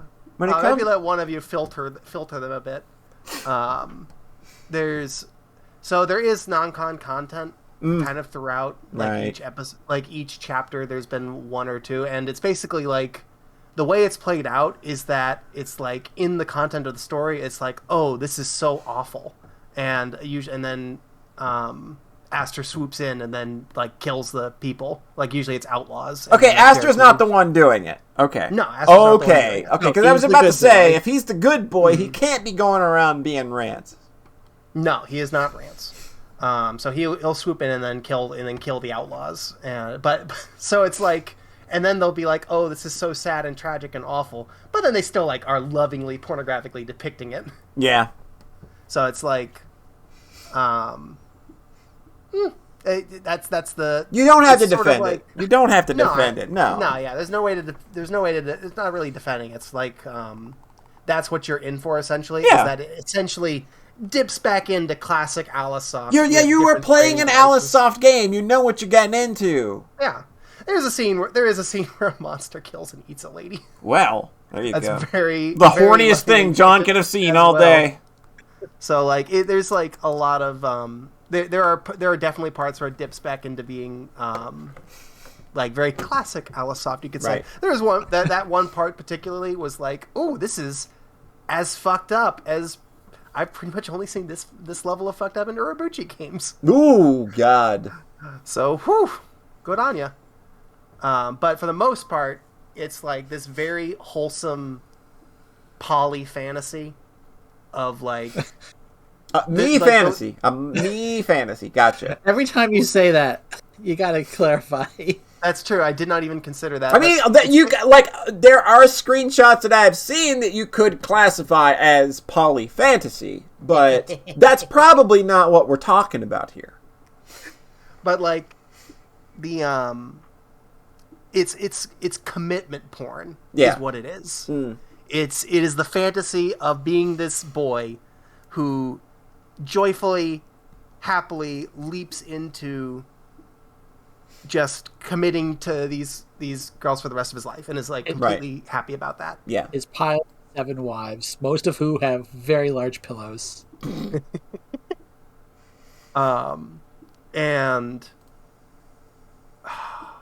they all have a house together and they make nice meals together and they schedule times and they schedule this boy gonna be busy. Who gets to sleep? Oh, but it's fine. He's up for it. That's part of the fantasy. I mean, that's how it is. You can't be a schlub and be a character in a porn game. You just gotta be ready to go 30 seconds after you just went. This is a later reveal, but part of it is that the goddess sister specifically fed him oh, good God! Special mushrooms growing up to increase his vitality. Oh my God! This is brilliant. That is brilliant. They're like, "Are you sure you don't care that we're 200 years old and raised you?" And they're like, "Nah." And he's like, "Nah." Like, some would call that grooming. Yeah. Quite literally. Quite yeah. So, literal grooming. So that's sort of the chimera here, is that the base fantasy is very cute, and then throughout it still has like very grody parts. So like it's a much gentler kind of game than any of the Rances. Yeah. It's like, if you're interested in what Alisoft has to offer, like this is probably the entry point.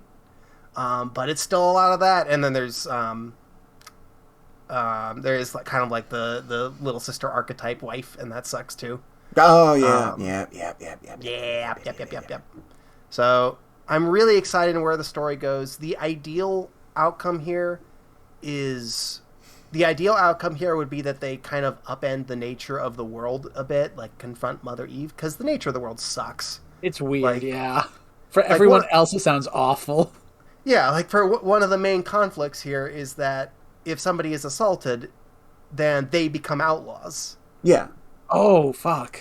So like that's like a thing in like the second chapter, is you find this like camp where one of the mayors is helping take care of like outlaw women who were assaulted, and that's real like, shitty. That's real shitty. Oh. And they have to keep it secret because the outlaws are so stigmatized. Like, that's so grody. Yeah, that's the real... Yeah. Like, oh, hey, cool, guess what? Guess who's not on board for this game ever again? Yeah. Yeah. Wanted to be straightforward. So it's like... They engage with that, frankly, and make you, like, sympathize with all the characters and whatnot. But I don't really get the sense that they're going to, like, sort of actually... Like, the ideal ending would be they go fight Mother Eve and like break this awful system. Yeah. But I already looked at the Steam description for Eventicle 2, and the rules are very much the same. Yeah. So yeah, the fact that there's a sequel already. Well, it's a completely different cast for one thing. Okay. But they do lay out in the Steam description, like, oh, in this world you can only marry one person. So it's like, oh well, maybe it's a prequel. Who can say? That'd be nice. So I'm having a lot of fun. I'm kind of trying to temper my expectations for how it's going to resolve. Because, again, those setup bits with, like, the camp and whatnot were so potent in a way that is only good if you can follow up on it, and I don't think that they necessarily are. So I'm excited. I'm on chapter 5 of 7, and they've just had a bunch of, like, these really fun episodes resolved nicely. The RPG stuff is cute. It's very streamlined and light. But it's very fast. So it's like just a nice little hit, just like a hit of RPG, and then you're back to like the fun character interactions and whatnot. I think you could say that it's probably too easy. It doesn't feel like completely brain dead, like I'm still having fun with it. But it is probably a little too simple and light, but just because it's so fast, I'm just pretty much content with it, and the presentation is really cute and lovely. Gotcha. After Riviera, I want fast. Yeah. Anything I works. Yeah, I think this is sort of something to think of as like a VN with like a little RPG, just a little RPG as a treat. They know what people are here for. Yeah. Which is weird because like apparently the Rance games just get fucking hard. Like really hardcore. Yeah, that's the thing. Rance is weird because the breakout hit was like the big crazy strategy RPG one. Yeah. Yeah, where it's like, oh yeah, expect to permanently lose halfway through and have to start over from the beginning. In your porn game. And then like the feedback I heard on Rance 10 was like, boy, these bosses are really fucking hard. So Rance, this boss is harder than me. So it maybe in both a system. I heard somebody joke that Eventicle was boneless Rance. Oh, good God. But yeah, I'm having a ton of fun with this. It was if there was going to be an RPG to finish up this fucking marathon year, this absurd marathon year, it was going to be this one. Why wouldn't it be? Like, I was about to say that. It's like, if this is the end of John Thayer's year in consideration, boy, did you pick a good one to go out on. Yeah, I really want to finish it in the next 2 weeks so I can have consider things. As in, where to place it on Game of the Year. If maybe it'll completely shit the bed later on, but right now I'm having that's the thing. It's like fun. I would not put a game I haven't finished on Game of the Year because you have no idea what could happen. No, yeah. I would. It's dangerous. I am, especially with like the way you're talking about the last 2 chapters stories being, is it going to pay off or not? Like it could really go either way. Yeah, exactly. It could be Game of the Year. Yep. It could be. It could. Let's face it. It's probably going to be the Game of the Year. Oh, geez. Jesus. No, that's great. No, that was very kidding. I was just very much joking around there. I did joke on the phone when someone else is playing it with me, just like, what else is going on? What else is going on the list? Fucking, I just keep comparing it with Trails as a joke. Oh God. Yes, the part in Trails where Joshua left his not blood-related sister to marry 10 other women. I mean, he certainly had his pick, that's for sure. You wouldn't have to change that much. Nah. It's so funny jumping between Alisoft and Falcom because of the way they parallel is wild. It's really strange. They will absolutely play with harem-y dynamics and whatnot. Yeah. But then they'll always pull back. It's very funny. Again, the biggest thing for me here is just that it is just commitment porn. Because that is a nice thing in my heart. That is a very pleasant fantasy to jump into, and it's kind of funny how I feel like Alisoft came into my life with the Rance 1 remake last year at exactly the time I needed that. And now I feel like they're coming into my life again with a Venicle at exactly the time I need it. And they really are your Falcom. What? They really are your Falcom. They're certainly becoming my Falcom as of late. So that is fucking everything I've been up to. Hey, what if the last wife in this is Alice? Dude, Alisoft? That has been my thing. It's like, dude, the only way I want to play one of these games is if you get to bone Alice. That's the only thing. It's like, you know what? If you give me a game where you get to fuck Alice, I will play it. She is a playable character in Dona Dona, which inexplicably got translated and released out of nowhere very recently. Oh, wild. It's by the same team as the Rance 1 remake, so I'm like, okay. Gotcha. That one sounds very gnarly. Oh, dear. Oh, no. Oh, boy. In comparison to fucking what at this point? So that was, again, the John Smut Hour. John, you've had a fantastic year of content. Thank you. Thank you, Polly. I do my best. It's been great. It has been a trip every 2 weeks. Every 2 weeks coming in and just being like, well, what's Thayer got for me this time? And I'm just opening Pandora's box. I'm just so consistently sitting here with my mouth agape the whole time, just like this is not like when we started this show 7 years ago. Oh God. I didn't see this being anywhere where we would be all these years later. Boy, we've come a long way from, celebrating the Sega Genesis. This is the Sonic episode. We're going to talk about our favorite Sonic games. Good Lord. God, can you imagine if we would have stuck to that boring-ass format? We would never have made it to year 3. I would have done tapped out. What's your favorite Zelda game? Oh, God! No! Rank your favorite Zeldas from 1 to 3. And now we'll compare that with the community listing. 3D Mario games are a breed of their own. Did we ever really fully do that? I guess once or twice. We did, but those early episodes always had a theme, and then we dropped that by episode 10. Because I know we've done discussions for big things like Majora's Mask. Yeah.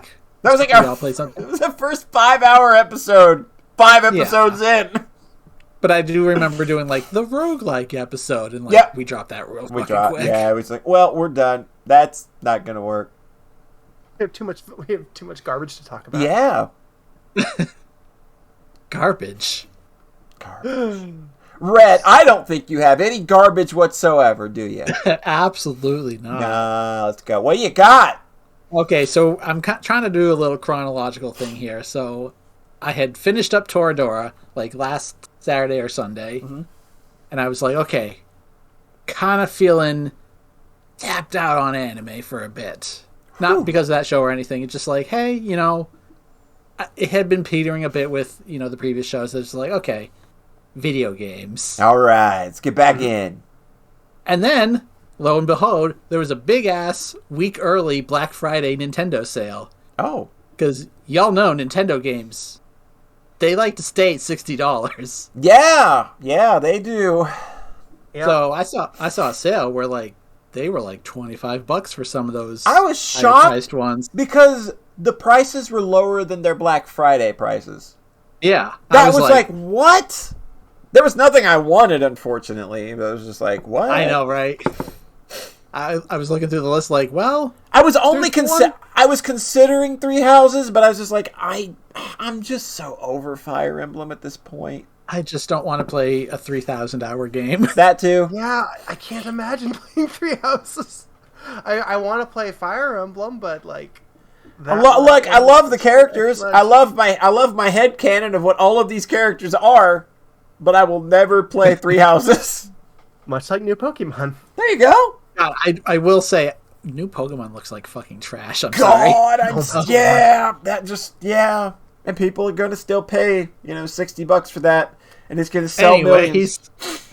I will say, looking at footage of Three Houses immediately after playing Awakening last year was like, it just seemed so gorgeous in comparison to this quaint little 3DS game. Also, but trivia: the same character that did the same person that did the character designs for Three Houses also designed all the characters for the Somnium Files. Oh, there you go. Neat. So I did buy one thing though in the big Nintendo sales. What'd you buy? I bought something that came up on the podcast a few minutes ago. Astral Chain. Oh. So I was like, okay, this is my get back into games game. Oh no. I played the first mission, and besides the frame rate, which I wish they had targeted 60. It's a very pretty game, but so it runs at 30 on the Switch. Yeah. Mm-hmm. And towards the end of the boss fight, at the end of the first chapter, there's a lot going on, and I was just like, I can see how this might get a little confusing. But I had a good time. It's very bombastic opening where you start on a motorcycle just shooting shit. It's a good video game opening. Yeah. So I played chapter 1 and put it down for the night because it was pretty late. Inexplicably Monday night, back in anime. Good lord. Well, you sampled. You tried. I sampled. Gave it the old college try. Of half an hour. 30 minutes of some quality video game playing. Yeah. So I looked at a decade of anime where I just went through my anime list because John had joked that I was getting into the weeds now with you were more obscure picks. Bottom of the barrel. We're just going for anything and everything now. Hey, don't say bottom of the barrel when the last show I watched was Toradora. I meant before Toradora. We're kind of just scraping here. But I was scraping in a good way. Hey, if a show has an 8.6 and I've never heard of it, maybe it's at least worth looking into to some degree. So I just went through. I think it's really joyous. I think it's finding a thing, and just you're not just jumping into what your social circle says is good. You're jumping into a bunch of stuff trying to find new cool shit to excite you.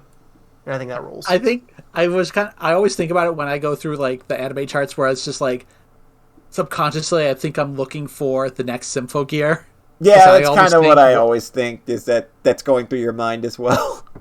Because I went through on my anime list, I just went through every season since 2008, and I had them sorted by score. So the quote unquote best stuff shows up at the top. Yeah. And then I'm seeing shows I really liked at 7 or 6.8 or something. I'm just but I like that one. So it's obviously not a foolproof method. But then when I get to 2019, I see Symphogear XV at the top of that season. I'm just is this the moment I would have seen it and been like, what the fuck is this thing with 5 seasons I've never heard of? So anyways, I tagged like 30 shows, like a ridiculous number. Right. I was just like, open that tab, bookmark it, and look at it later. Like, read the description later. Like, they're just like light considerations. No commitment. There was one show, though, that jumped out to me because I know what it was. It's based on a visual novel that John had started. Yeah. And then immediately fell off of. Good. I fell off it, but it looked fucking adorable. Like, I didn't have any like negativity about it. I just was like, oh, this isn't quite the right time for a 60-hour VN. It's a very long VN, as well as having multiple sequels. So I thought, hey, I'll get the Cliff Notes version by watching the anime. I mean, it worked for Steins Gate because that was a really good adaptation. So yeah. Good visual novel adaptations of big, ambitious works like that can work. They can work. They don't always work. No. Okay, so I watched 2 seasons and an OVA of The Fruit of Grisaya. Oh, okay. Yeah. So, oh boy. So I have to talk carefully about this one because John is interested in Don't spoil the 60-hour VN, but talk to me about it. So the story starts off with this boy goes to a new high school and he finds out there's only 5 other students there, and they're all girls. I mean, of course. Yeah. Mm-hmm. It's so on the nose with it being, that type of harem setup.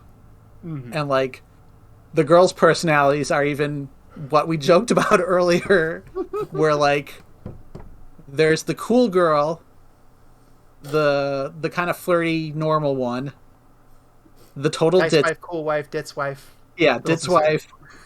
The little sister is just so on the nose. Oh, jeez. Where like okay, this is the smallest of spoilers. She evolves at some point from little sister to like daughter. What? Okay. She just she calls him daddy by the end, or like papa. Oh, jeez. And then there's a 5th girl who is maid. Like, right. That's her archetype. Oh, I forgot that one. Yeah. Good. For breaking new grounds. But, like, they all have their archetypes. Mm. But, like, the ditzy girl is, like, at the very start, she's pretending to be a tsundere. Like, she's acting as the typical tsundere. And then the actual tsundere, the cool girl, pulls out a box cutter and tries to stab him. Oh. Okay. And he's able to very quickly disarm her because you learn early on that this guy is not just a normal high schooler. There's a shower scene with him and you see he's got like scars all over his body. He has training to some degree. Yeah. So John, how much do you know about him? I just don't want to say anything like... He seems like he has some kind of military training and like a mysterious past of some sort that they'll unveil over the course of the story. Mm-hmm. Or maybe over the course of 3 stories. Okay. So,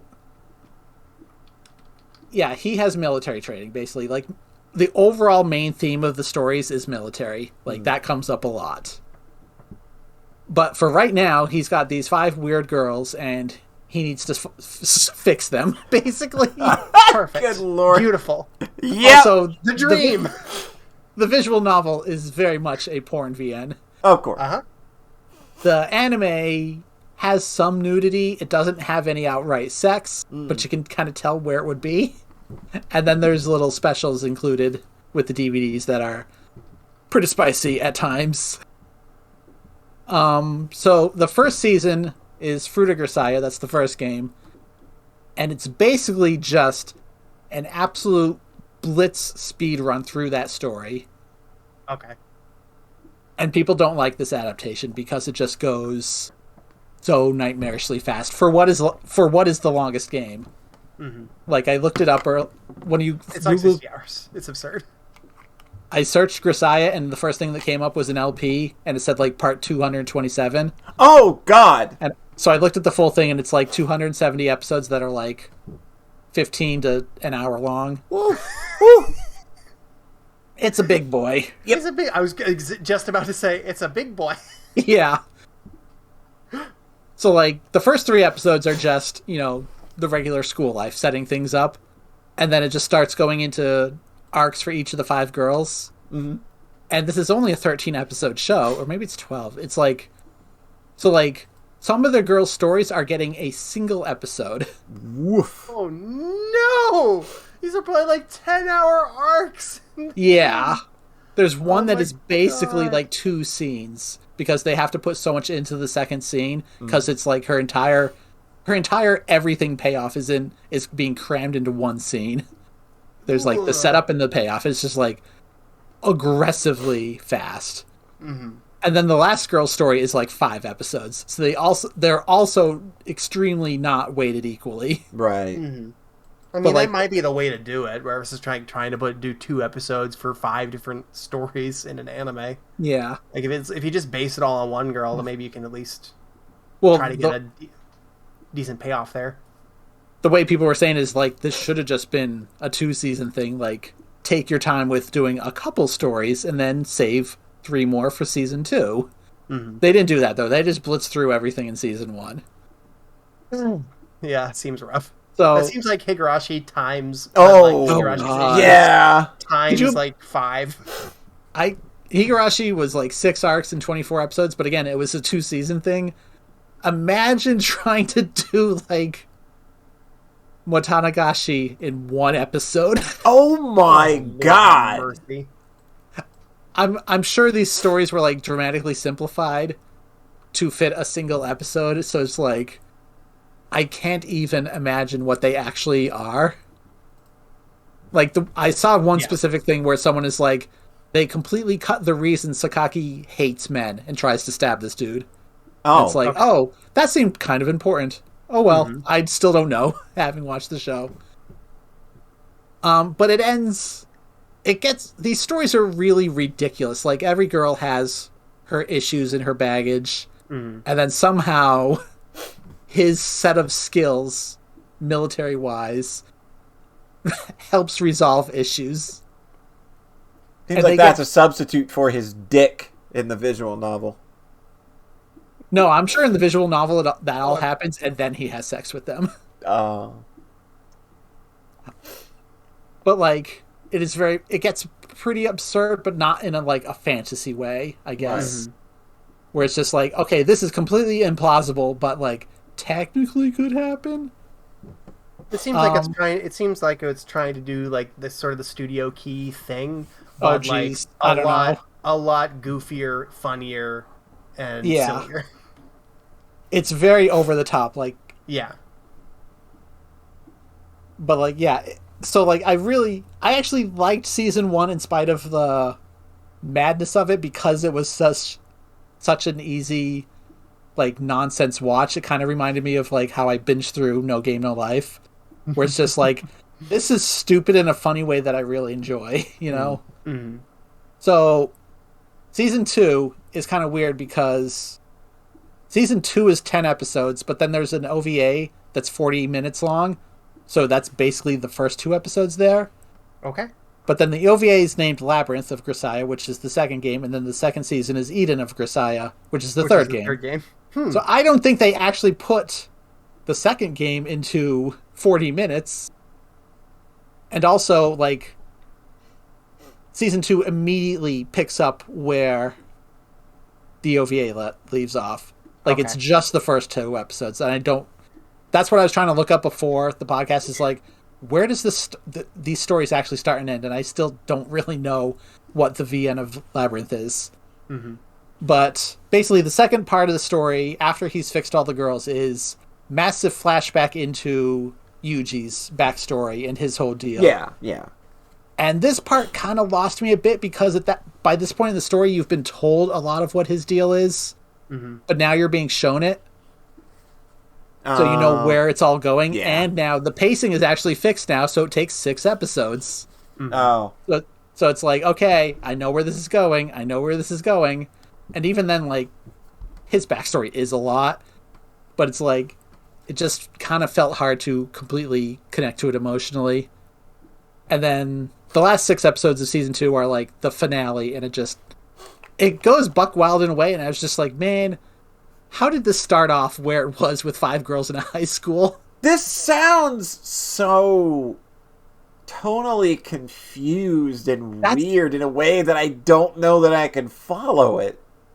It really felt like 4 shows in one, where it's like you have the first half of season 1, which is fixing for the girls, and then you have the back half of season 1, which is the 5th girl's issues, which her whole thing is so much more developed on, where it takes like 4 episodes. Her backstory is 4 episodes long. Like, the amount of time they give it is so dramatically... It's so much more than everybody else, where this has just become a different show for a quarter of its runtime, Yeah. Mm-hmm. And then you have a ton of his backstory, and then you have the finale. It's just like, they feel so kind of distinct from each other that it is weird that they are all part of the same story. Mm-hmm. So that was where it kind of became like hard to figure out what the overall message and tone of the series was. Right. What the vision was. Yeah. Gotcha. Where it's like, imagine going from like the start of Higurashi to the end of Higurashi in a quarter of the time. Whew. It's a lot. Yeah. So I don't dislike the series, but I think the anime still left something missing there. Sounds like playing the right path. Yeah, playing the game. Yeah. But also, if you want to engage, for sure. But also, I'm not sure if this is a story also worth taking like 80 hours to read all of. Yeah, because I can't imagine how you're gonna drag it out quite that much. Like, I saw the same 260 episode LP for Fruit, the first game. Mm-hmm. Like, that person did the prologue of Eden, like the first half, and that was like another 60 episode LP. Good God! Like, this thing maybe seems wordy in a way that's completely excessive. Maybe a little. Like, somebody needed that edit button. I played the first 5 hours, and like the voice seemed like really nice to me. Like, it seemed like it was just kind of going through. Yeah. Like, it was kind of just fucking around. Like, here are these little incidental moments with these characters, but it felt like, I don't know. It felt nice to me, and that was in the boring. That was in the boring common root part. People say is really long. So yeah, that's like the first 3 episodes of the anime. It's just like, oh, we're just palling around. Mm-hmm. Did you get to like Shark Pouch? No. Okay. I don't know what that is. One of the girls is like a seamstress. She makes a thing for him, and it's cute, and that's aww, good. But she also makes it in like 10 minutes because she's like got abilities. It's weird. They do a visual novel. Yeah, they do a visual novel moment right near the end of the anime, and I was just like, "Oh my god, that would break me if done." If you were like 100, if you were like $1,000,000%, if you were so invested in the story, it would be a complete break me moment. Mm. And like the way things play out, like action in a VN, like, okay, the 6th arc of Higurashi, the really good one. Yeah. Like, the way the whole finale of that is like 3 hours long. Yeah. Versus like a single episode in the anime. Yeah. And it's so much cooler when you get all that investment in detail in the visual novel. Yeah. Like, they're painting pictures. They're painting so many pictures with words, despite the fact that, like, animation has all the pictures, but it just doesn't have the time. Mm-hmm. So, like, there's ways I could see this really landing. But also, it's a very goofy and kind of disjointed story. Right. I am not dissuaged from wanting to take the Grisaia deep dive. Okay. That's good. Eventually I was like, no, I'm not going to say don't fucking touch this. Uh-huh. Also, a little problematic at some points. I was gonna say, how messy is it, Red? This is how you hook John. You don't have to go into details. You can just up and down. Trying to think. There's one character I really liked, and then in like the extras for season 1, like the sexy stuff, they kind of committed a little character assassination. Oh no! Oof. And I was like, well, that's... And I'm just like, well, that's just kind of a non-canon thing. And then in season 2, it was like, oh, no, that's absolutely just how she actually is. And they kind of ignored it in season 1 proper. Gotcha. So it's kind of messy for sure. Okay. Thank you, Rhett. Thank you for taking a look at this. Like, this is a story I've kind of admired from afar, just because it's pretty. It's very pretty and well produced. It's so pretty, yeah. Like, it's immediately the game has an immediate look and style. It's just like, oh, those are some cute 5 girls. I love Sakaki, even though I have no idea what her deal is. She pulls a box cutter on him. Hot. Yep. That's hot girl energy right there. Yeah. She is ultra tsundere. Girl in my dreams wants to take my fucking jugular out. Yeah. So, in the middle of that... Go ahead. We all want a girl who would kill us. It seems to be It seems to be a common theme, I think, really. Yeah. Mm-hmm. So, in the middle of that, I inexplicably found a game I did want to play. Uh-huh. Which was Grand Theft Auto 5. I don't know how that happened. How did... Okay, yeah, that's so weird to me, because it just felt like the most anti-Rhett thing I could imagine. I hated 4. I've hated every Rockstar game I've played. Because they're always so damn behind the curve. They develop in a bubble and never advance with their genres. At all. I think a lot of it was, boy, I miss Saints Row. Oh, this one looks at least a little sillier and controlling better than... whatever the fuck 4 was doing. 4 was fine. It's just weighty. 5 is more arcadey again. It's fine. Yeah, I like arcadey. Also, they in the remastered version that they did for the newer consoles and PC, there's first-person mode now. And first-person mode's fucking crazy. That, I can't imagine playing one of these games in first person. It just feels like so cool. Oh, jeez. Like, doing the driving stuff and, like, the heists in first-person mode while driving. Yeah. It's crazy. Like, being just there and seeing the character in the passenger seat, like, jump out and get on the hood of the car. Yeah, jump onto the crane. Seeing all that stuff happen in that way, from that perspective, just sounds so crazy to me. Yeah. So, I would keep playing this, except then I saw, oh, absolutely, of course, someone's put a VR mode in it. Oh, good. So, I kind of want to hold off a bit. Well, I mean, you did just make an investment. I did just buy something, but it won't be here till, like, January. Oh, no! That's unfortunate. Because remember, they were sold out. Yeah, they were sold out, but then it came back.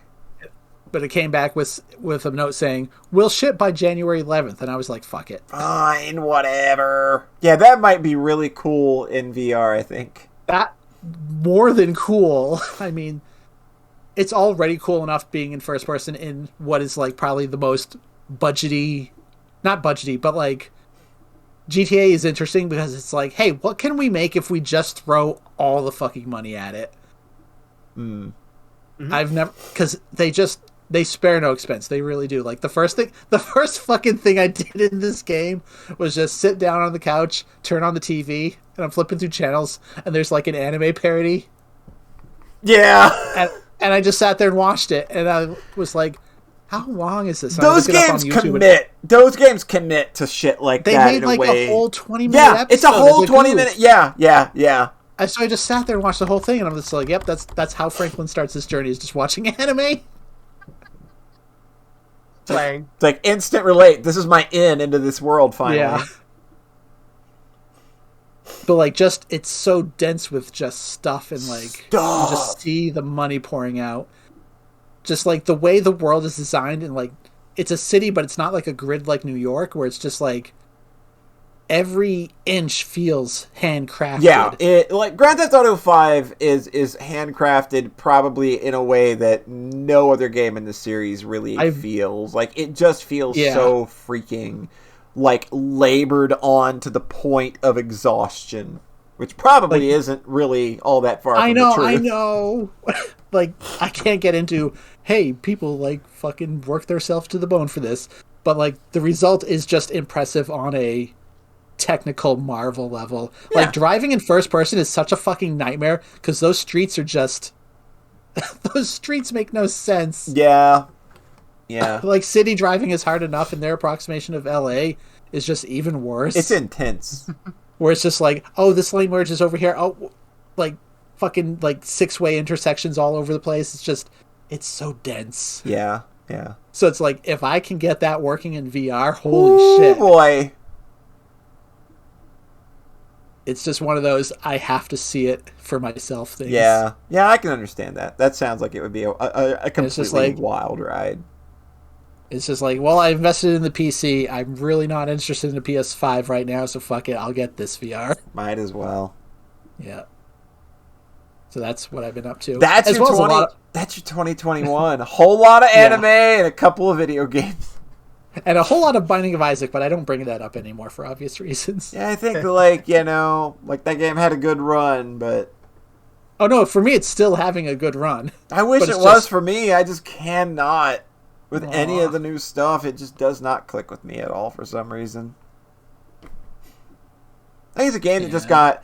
I think it just feels too bloated at this point. Like, I'll never know what any of the new shit is. It's like, well, this got away from me. It feels like I fell behind in an MMO or something. Where, everybody got good at it. Now they don't want to play with me because I'm low level. Oh.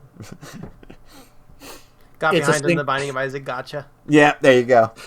God, that's probably coming. Give him time. I mean, there's a card game already. There is. God. Ed McMillan, I'm begging you, don't do NFTs. Oh, God. Because it would fit so much for his style, You could see that.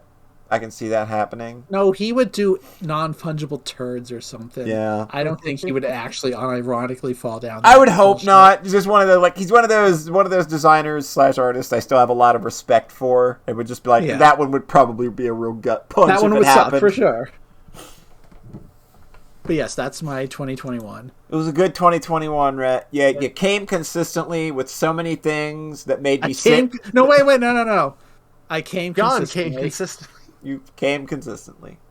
No, non-stop, not November. Yep. Fantastic.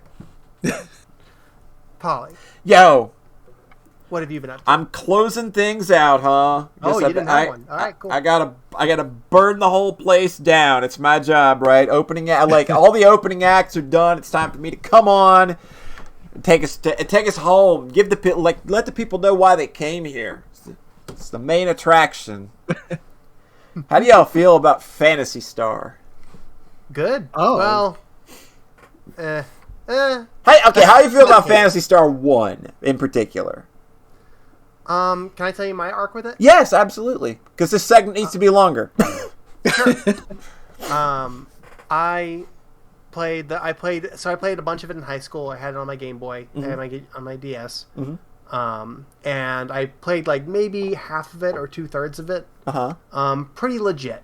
I explored and ran around. I grinded at the start. I made a map of several of the dungeons on graph paper. It took like 3 hours. For each one, and fell off it, and then I got back to it, and then I crammed through the rest of it with guides. Yeah, mainlined it. Yeah. And so my takeaway from it is just sort of the same as, because I had a very similar arc with Phantasy Star 2, except I didn't even try with the dungeons. I just immediately looked at maps. Yeah, the dungeons in Phantasy Star 2 are just a fucking nightmare. So in both games, I feel like I ultimately just didn't really play them as RPGs. I just kind of weightlessly waded through to the end of them with guides, and that was very unsatisfying ultimately. Yeah. So, you go for it. Rhett, do you have an arc with the original Phantasy Star at all? I mean, Ether played it for like 5 minutes and reviewed it on Socks Make People Sexy April Fool's site. Yeah.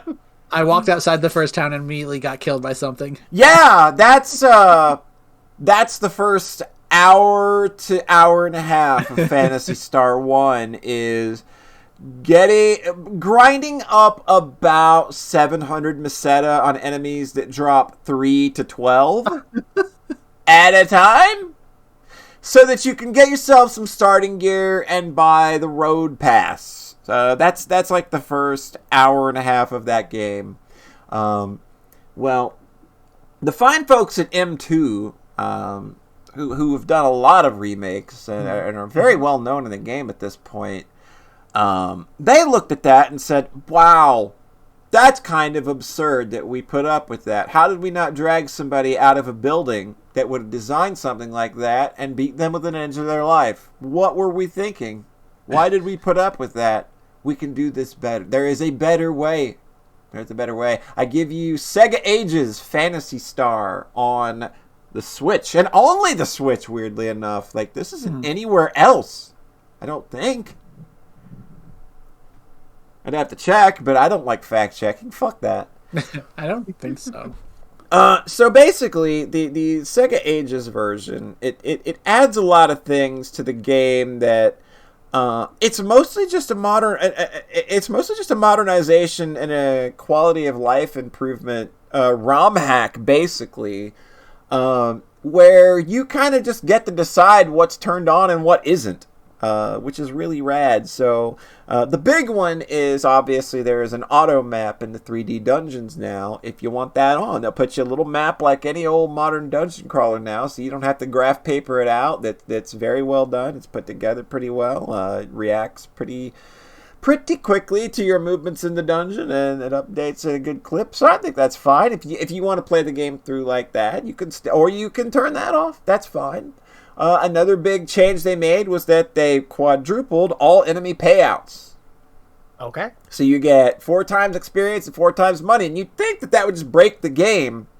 Weirdly, it just doesn't, because like I know that where I'm at the game, like I am near the end at this point. I think I've just got to get the torch and go to the last dungeon. I think is all I have to do, and then beat Dark Fowls.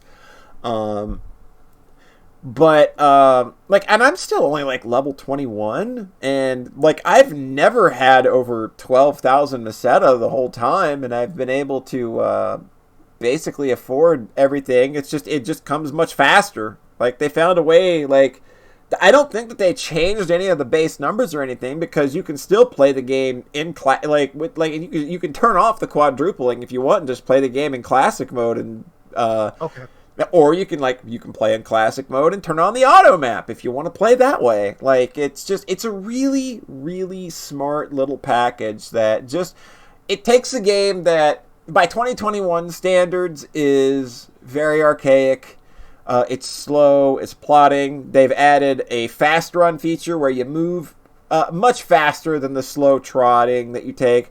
They've added one of the most important aspects of any modern RPG. I think they added a fast forward button where you can make battles and moving through the dungeons faster, so it's not like that super slow kind of camera swings around. Like, you can speed it up, and it looks like it's moving at about the pace of Doom. Oh my god.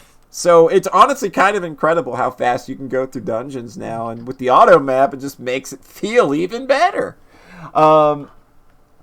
Another thing I like that they added is that at any point you can just like pause the game and you can bring up an overlay that's got a spell list that tells you what all the spells do, because there's spells, there's no way to get any kind of explanation in game of what the spells do, and they're not always named the greatest. That's kind of always been a Phantasy Star thing. You get item lists that tell you like what all the items do if you don't know, like a weapons armor list. There's a full manual, and there's a shit ton of options in the option menu for, like, you can play the Japanese version in full hiragana or katakana, which is which, as somebody who is learning Japanese, that is a very, very important feature that I did not know was in there, but I am very happy it is, nice. Because this will become a study companion. You can remap the controls any way you see fit. There are a number of display modes. You can go with like normal aspect ratios. You can have it just fit full screen with nice big chunky pixels. You can turn on and off smoothing. You can turn on scan lines and dumb shit like that. But who uses scan lines? That's just stupid. Smoothing and scan lines on, baby. Yeah. Fuck me up. Yeah! Fuck me up, baby. Let's and go. Full screen. And yeah, like do the full, like I like that they always include the stretch option where you can just stretch it to the full the ugly ass kind of aspect ratio stretching where like the pixels are just like looking real smudged and shit. That real good shit. Did anybody watch the Contra anniversary quick look I did? Because they have those options for the arcade games. With the you can like you can like stretch it the entire width of the screen. Yeah, because those were like a vertical. Those are vertically oriented games, so when you stretch them out to your full 16:9 monitor, imagine how cool that looks. I'll joke about scanlines and blur, but stretch is like the bridge too far for stretch me. is just like, why is that there and who's using that? Like, what kind of monster would use that? Was using this? But like the thing that's just like this is a like ideally, like I think that like ideally, if we could have it, I would want every single like re-release ever to be put together in the same way that this is, right? Like this is such like it still gives you that original experience 100% intact. You can turn off all of the bells and whistles. You can play this game dog-ass fucking bog standard Master System, like no FM chip, just that gnarly-ass, whiny-ass Master... Oh, it sounds real bad. I think that music... That's what I was curious. I thought they had just kind of rebalanced the whole game. I didn't know you could just turn it off like piecemeal. No, you can just you just play in Ages mode or you play in original mode, and from there you can just turn off the stuff on the side if you want it or not. Like Ages mode or original mode determines what your enemy payouts are going to be, and then from there you just go into options and you can turn off the auto map, turn it on. You can place that stuff anywhere on the screen you want it to. Like if you want it on the left, you can put it over there too. Like it doesn't need to be on the right. So can you put it on the center of the screen? No, block your view. That obviously that's the dream, right? But man, playing Phantasy Star again, it was just kind of reminded like this is very like prototype RPG still, because like we haven't like settled into that dungeon boss kind of setup yet. Like a lot of the dungeons in this game just straight up don't have bosses. It's very much Phantasy Star 2 and Phantasy Star 3. I don't think that this series really latched on to RPG conventions until Phantasy Star 4. So often you're just going into dungeons to find items that NPCs in the world are telling you to go find, and those items aren't there until you talk to the appropriate NPCs. Oh no! Well, that's why. Because I remember exploring one of the caves and finding and mapping it out meticulously as a kid for 3 hours and finding a nothing. There are a number of points in this game where what you need to do next, you ain't got a fucking clue. But it's all in talking to NPCs and making sure you exhaust any and all dialogue options. So if they've got a yes and a no, check them both, because sometimes that the item that they will spawn after talking to them will only pop up after you've said one or the other. So yeah, do that for both. There's a couple of still really kind of bullshitty tricks in the dungeons every once in a while where they will like put a pitfall near a door.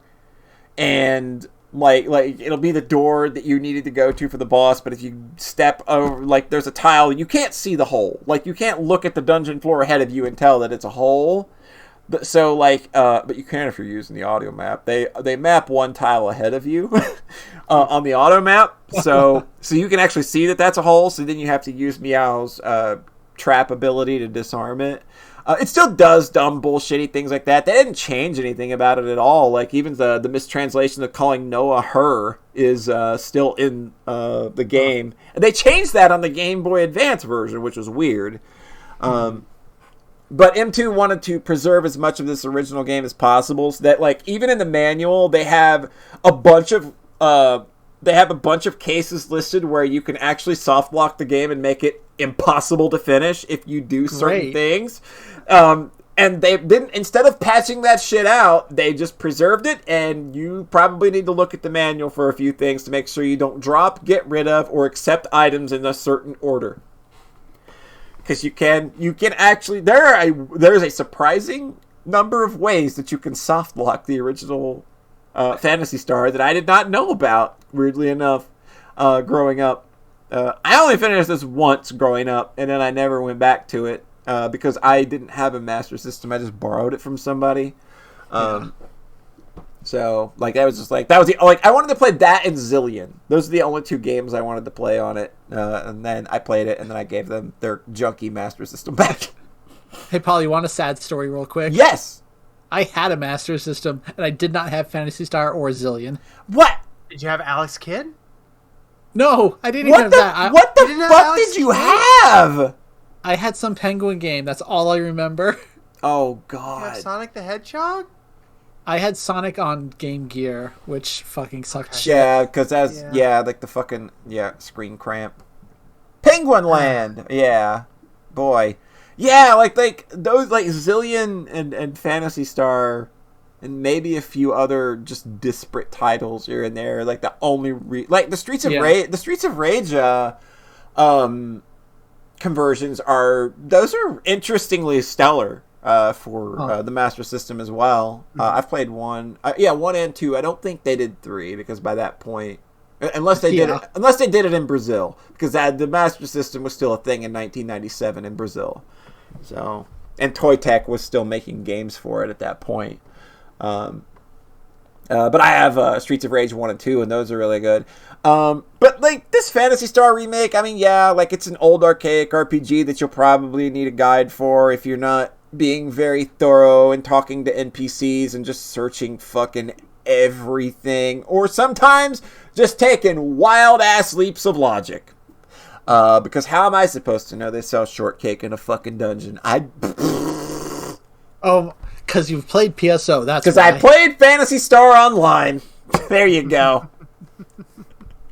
This was like the easiest $6 I think I've ever spent on a game. I'm gonna finish this probably tonight or tomorrow. It's been a very breezy, fun time. Having that fast forward and having those quadruple payouts, it's like they've in no way, I feel, made the game easier. Like, I've still wiped, having all of these options. Like, and I know that I'm at least 3 or 4 levels higher than I would normally be where I'm at, but levels really don't matter that much in this game so much as equipment and gear do.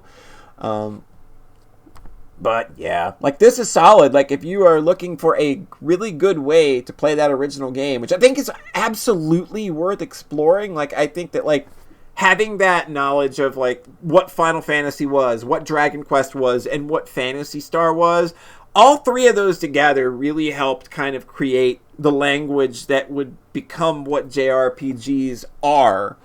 And what we've evolved from. So I think that if you've not played that original game, like, sitting down and grinding it out a bit with it, I mean, literally, it's definitely worth doing, especially like the Black Friday thing. If you're catching this just a couple days after, like, I think it's still on sale until the 30th of November 30th. And I had Nintendo points and stuff, so I only had to pay like $4.10 for it. So, but yeah, like, this is a really good version of this. I don't know that it's gonna blow your wig back or anything, but I think if you kind of put yourself in someone who maybe in 1990 or 1988 was seeing something like that for the first time, something that wildly colorful. For one, like, this game is wildly colorful and it looks gorgeous. It has so many nice looking backdrops when you go into your pause screen and stuff, because they always kind of like show you sort of a vista of where you're at in the world. And a lot of times those are animated as well, with like water lapping up on the beach and stuff. Like, seeing that stuff in 1988, that's impressive as hell. Just on top of like the 3D dungeon crawling, which was just so mind blowing for its time. This game's definitely worth a look, and maybe even a revisit if you played it and, like, you haven't scratched that itch in a while. M2 did it. I'm kind of feeling it. Yeah, M2 did a fantastic job on this. I think I'll probably... They did all those great shmup ports, right? Yep. Shot triggers. Yep. Yeah. Good on them. Yeah. If I'm gonna play a Phantasy Star, I'm probably gonna play Phantasy Star 4 because I haven't yet. Yeah, I played 1 and 2 as homework for 4, and I haven't played 4 yet. Yeah, 4 is that's the bomb diggity. Like that is the pinnacle of the series. I think 1 and 4 are the absolute, like, you got to play these. I think 2 is essential in that, like, it does some things narratively that are cool. It does, like, the cool, like I really like how when you get to a certain point in that game, all of the biological monsters start having, like, mechanical parts kind of in their design, and that's just a change that happens in the world as a whole, and that's just absolutely, that was buck fucking wild at the time to see that. Like, the world is really changed. It really set the stage for, like, what they would do in, like, the Final Fantasy VI with the world fucking ending, like, kind of prepared you for that. That's just my take on it anyway. I think Phantasy Star 2 would be really rewarding if I had the patience, if I really wanted to just, if I was drilled in enough to go through and, like, learn those layouts and play the game legit, and then actually explore the world maps and whatnot. But that battle system, a bridge too far for me. That battle system it's not great. Yeah. A lot of people dogged the PlayStation 2 version for just making it a straight up turn-based RPG like Phantasy Star 4, but I don't, like, this is a point where I don't really care. I think Phantasy Star 2's battle system is bad. But it has that cool background. Phantasy Star 1 has 1,000,000 backgrounds! So that's as true. a kid, Phantasy Star 2 does only have 1 background.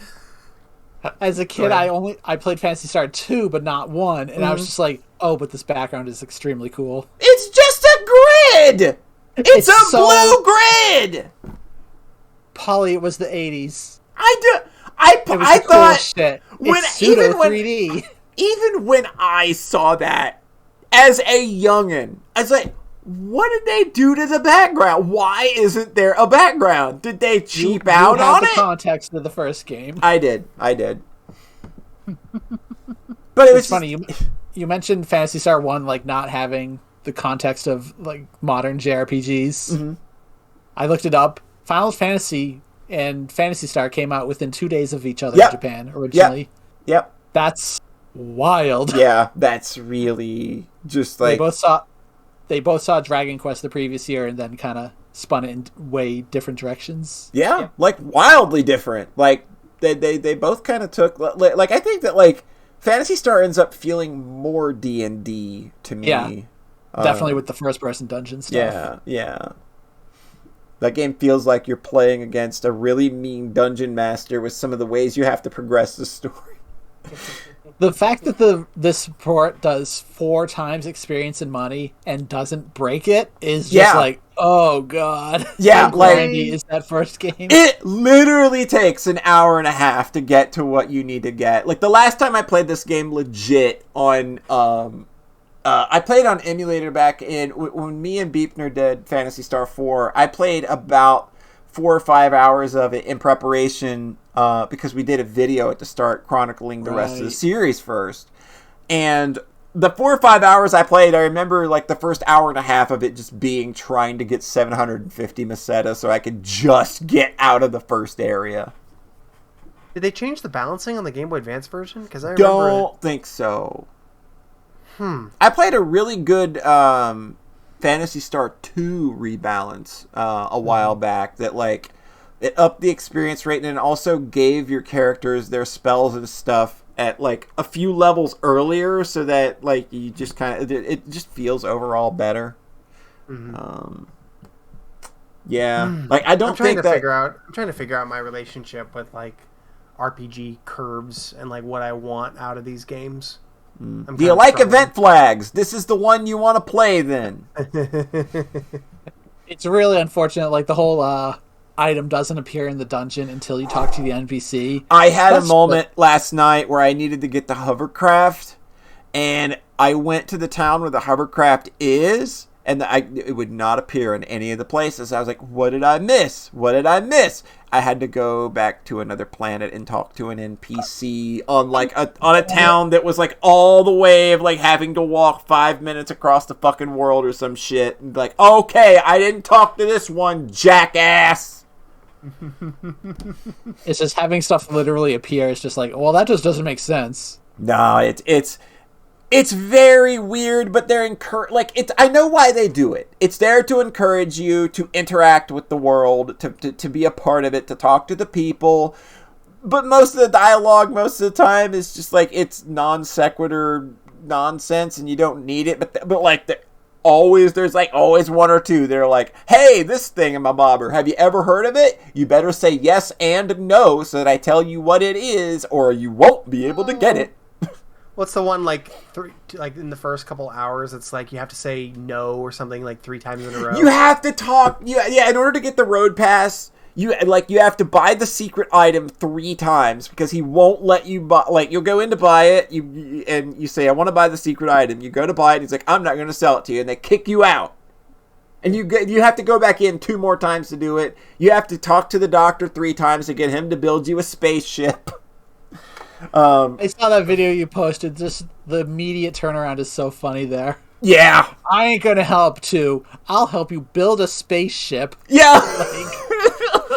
It's so comical. I'm still having fun. It is what it is. Again, old games are just like that. Yeah, like you come to expect that. I'm not like I knew that this wasn't going to be some kind of gussying up. They're presenting this as it was intended with some nice features that help make it a little bit easier. Yeah. I'm here for that. It's fun. It's been a good time. I'm gonna finish it. It was nice kind of being able to play this game again and it not be a pain in the ass. So that is Sega Ages Phantasy Star, and that is my 2021 put to bed. It's been okay, but we want to help the folks at home. We want to help them put their 2021s to bed as well, and they can do so by being a part of the Sockscast's End of the Year Game of the Year Spectacular, and I'm going to tell you exactly how you can do that. You get your list of 3 games. How many games is it, Rhett? 3. You get 3 video games. They can be from any point in time you want. Isn't that right, John? Yes, they can be any game that you played in the last year. It does not have to be a game that came from this year. Yeah. Does it have to be a game? It does have to be a game. Okay. Yes. Gotta be a game. You can't like put My Favorite Panties as your favorite game. I mean, unless there's a game called My Favorite Panties, by all means, put that on your list if you enjoyed it. I bet if you looked on itch, you'd find something with a name close enough. Goddamn guarantee it. Okay, so you got your list of 3 games. You're looking at them, you're admiring them, you're standing back, you got your arms crossed, you're stroking your chin, you're going, yep, that's a mighty fine list of games there. Maybe I should write some words about them. Then you write some words about them. Isn't that magical? A sentence or 2 is usually what we can do. We try to be fair with these, but please don't go crazy on us. Please. You grab all those and you slap those in an email. What do they do after that, Rhett? They send it off to podcast@socksmakepeoplesexy.net. Goddamn right they do. John, is there any other way that they could send us their list? You can send the list as a recorded MP3 file. You can actually read it yourself and do whatever you want to it. You could do a little song about how much you love these games. You could do that. That's all I got. You can do a stand-up routine about your favorite games. Stand up, see, bringing it home. You could do an ASMR clip about your favorite games. Oh, that would be weird. Do an ASMR clip. Oh God, yeah, give us an ASMR. I fucking dare you. I dare you. Send us an ASMR clip. I fucking dare you. My favorite game of the year is Genshin Impact. Okay. And of course, you follow the same format. You get that, and you send it right off the podcast at socksmakepeoplesexy.net. We need all of this by noon Eastern time on December 12th. So, 3 video games, 3 blurbs. Put that in an email. Podcast at socksmakepeoplesexy.net. Get it to us by noon Eastern on December 12th. All right, and I do believe that is going to do it for our final regularly scheduled episode of the year. John Thayer, as we cruise on home, tell them where to find you. You can find me on farawaytimes.itch.io. I actually have a game coming out this week. Yes, you do. Tell them about it. I made this with my friend Toby Alden, or rather, they made a whole ass game and then pulled me in to do a bunch of the level design in the back half, basically. So I helped bring this together, and it's got gorgeous art and music by a couple other people. I just posted a link in the chat. And that's coming out on Wednesday, I believe. There's a little trailer. You can find it at Toby's Twitter, Toby Alden, TOBYALDEN, is the creator of a bunch of games that Polly and I like. Oh, yeah. They made Renegade. Renegade is by far probably my favorite. Yep. Love Eternal, which isn't out yet, that I really like to test playing. I'm very excited. Mm-hmm. But yeah, this game, it's a 2D platformer explorer game where you collect power-ups in order to progress. But it's our own special spin on that, and I'm very pleased with how it feels and how it's turning out. So give it a play. Nice. Rhett, where can everybody at home find you? Watch Symphogear. Just fuck it. That's my message of 2021. That's the message of 2021, 2022, 2023. just goes on and on. And with that, the last podcast is in captivity. The galaxy is at peace. Until next year. Is that a Metroid reference? No, it was a Zero Time Dilemma reference. We will start posting Game of the Year episodes on December 22nd. They will air at the 22nd and the 24th. And we will be doing the Album of the Year on the 21st and the 23rd.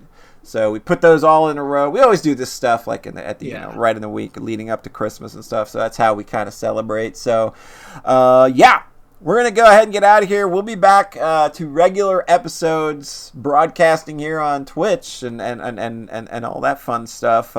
Sometime after the new year. Ain't got a date on that for you, but, just always watch the Twitter at SMPS_updates. Watch the site. It sucks to make people sexy.net. And thanks for making it another great one, y'all. Y'all come out. You make this beautiful every single time.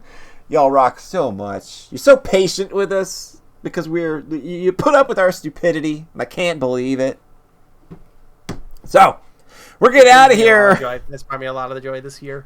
Aww. This podcast and this community. It's a very good community with a very good podcast. And we couldn't be happier that everyone here is a part of it. Because remember, we are the podcast that loves you. We are the only ones that love you. All right. That's the show, everybody. We'll catch you. We'll get Game of the Year stuff. Watch out for that again. Get us your lists. We're very excited to hear from you.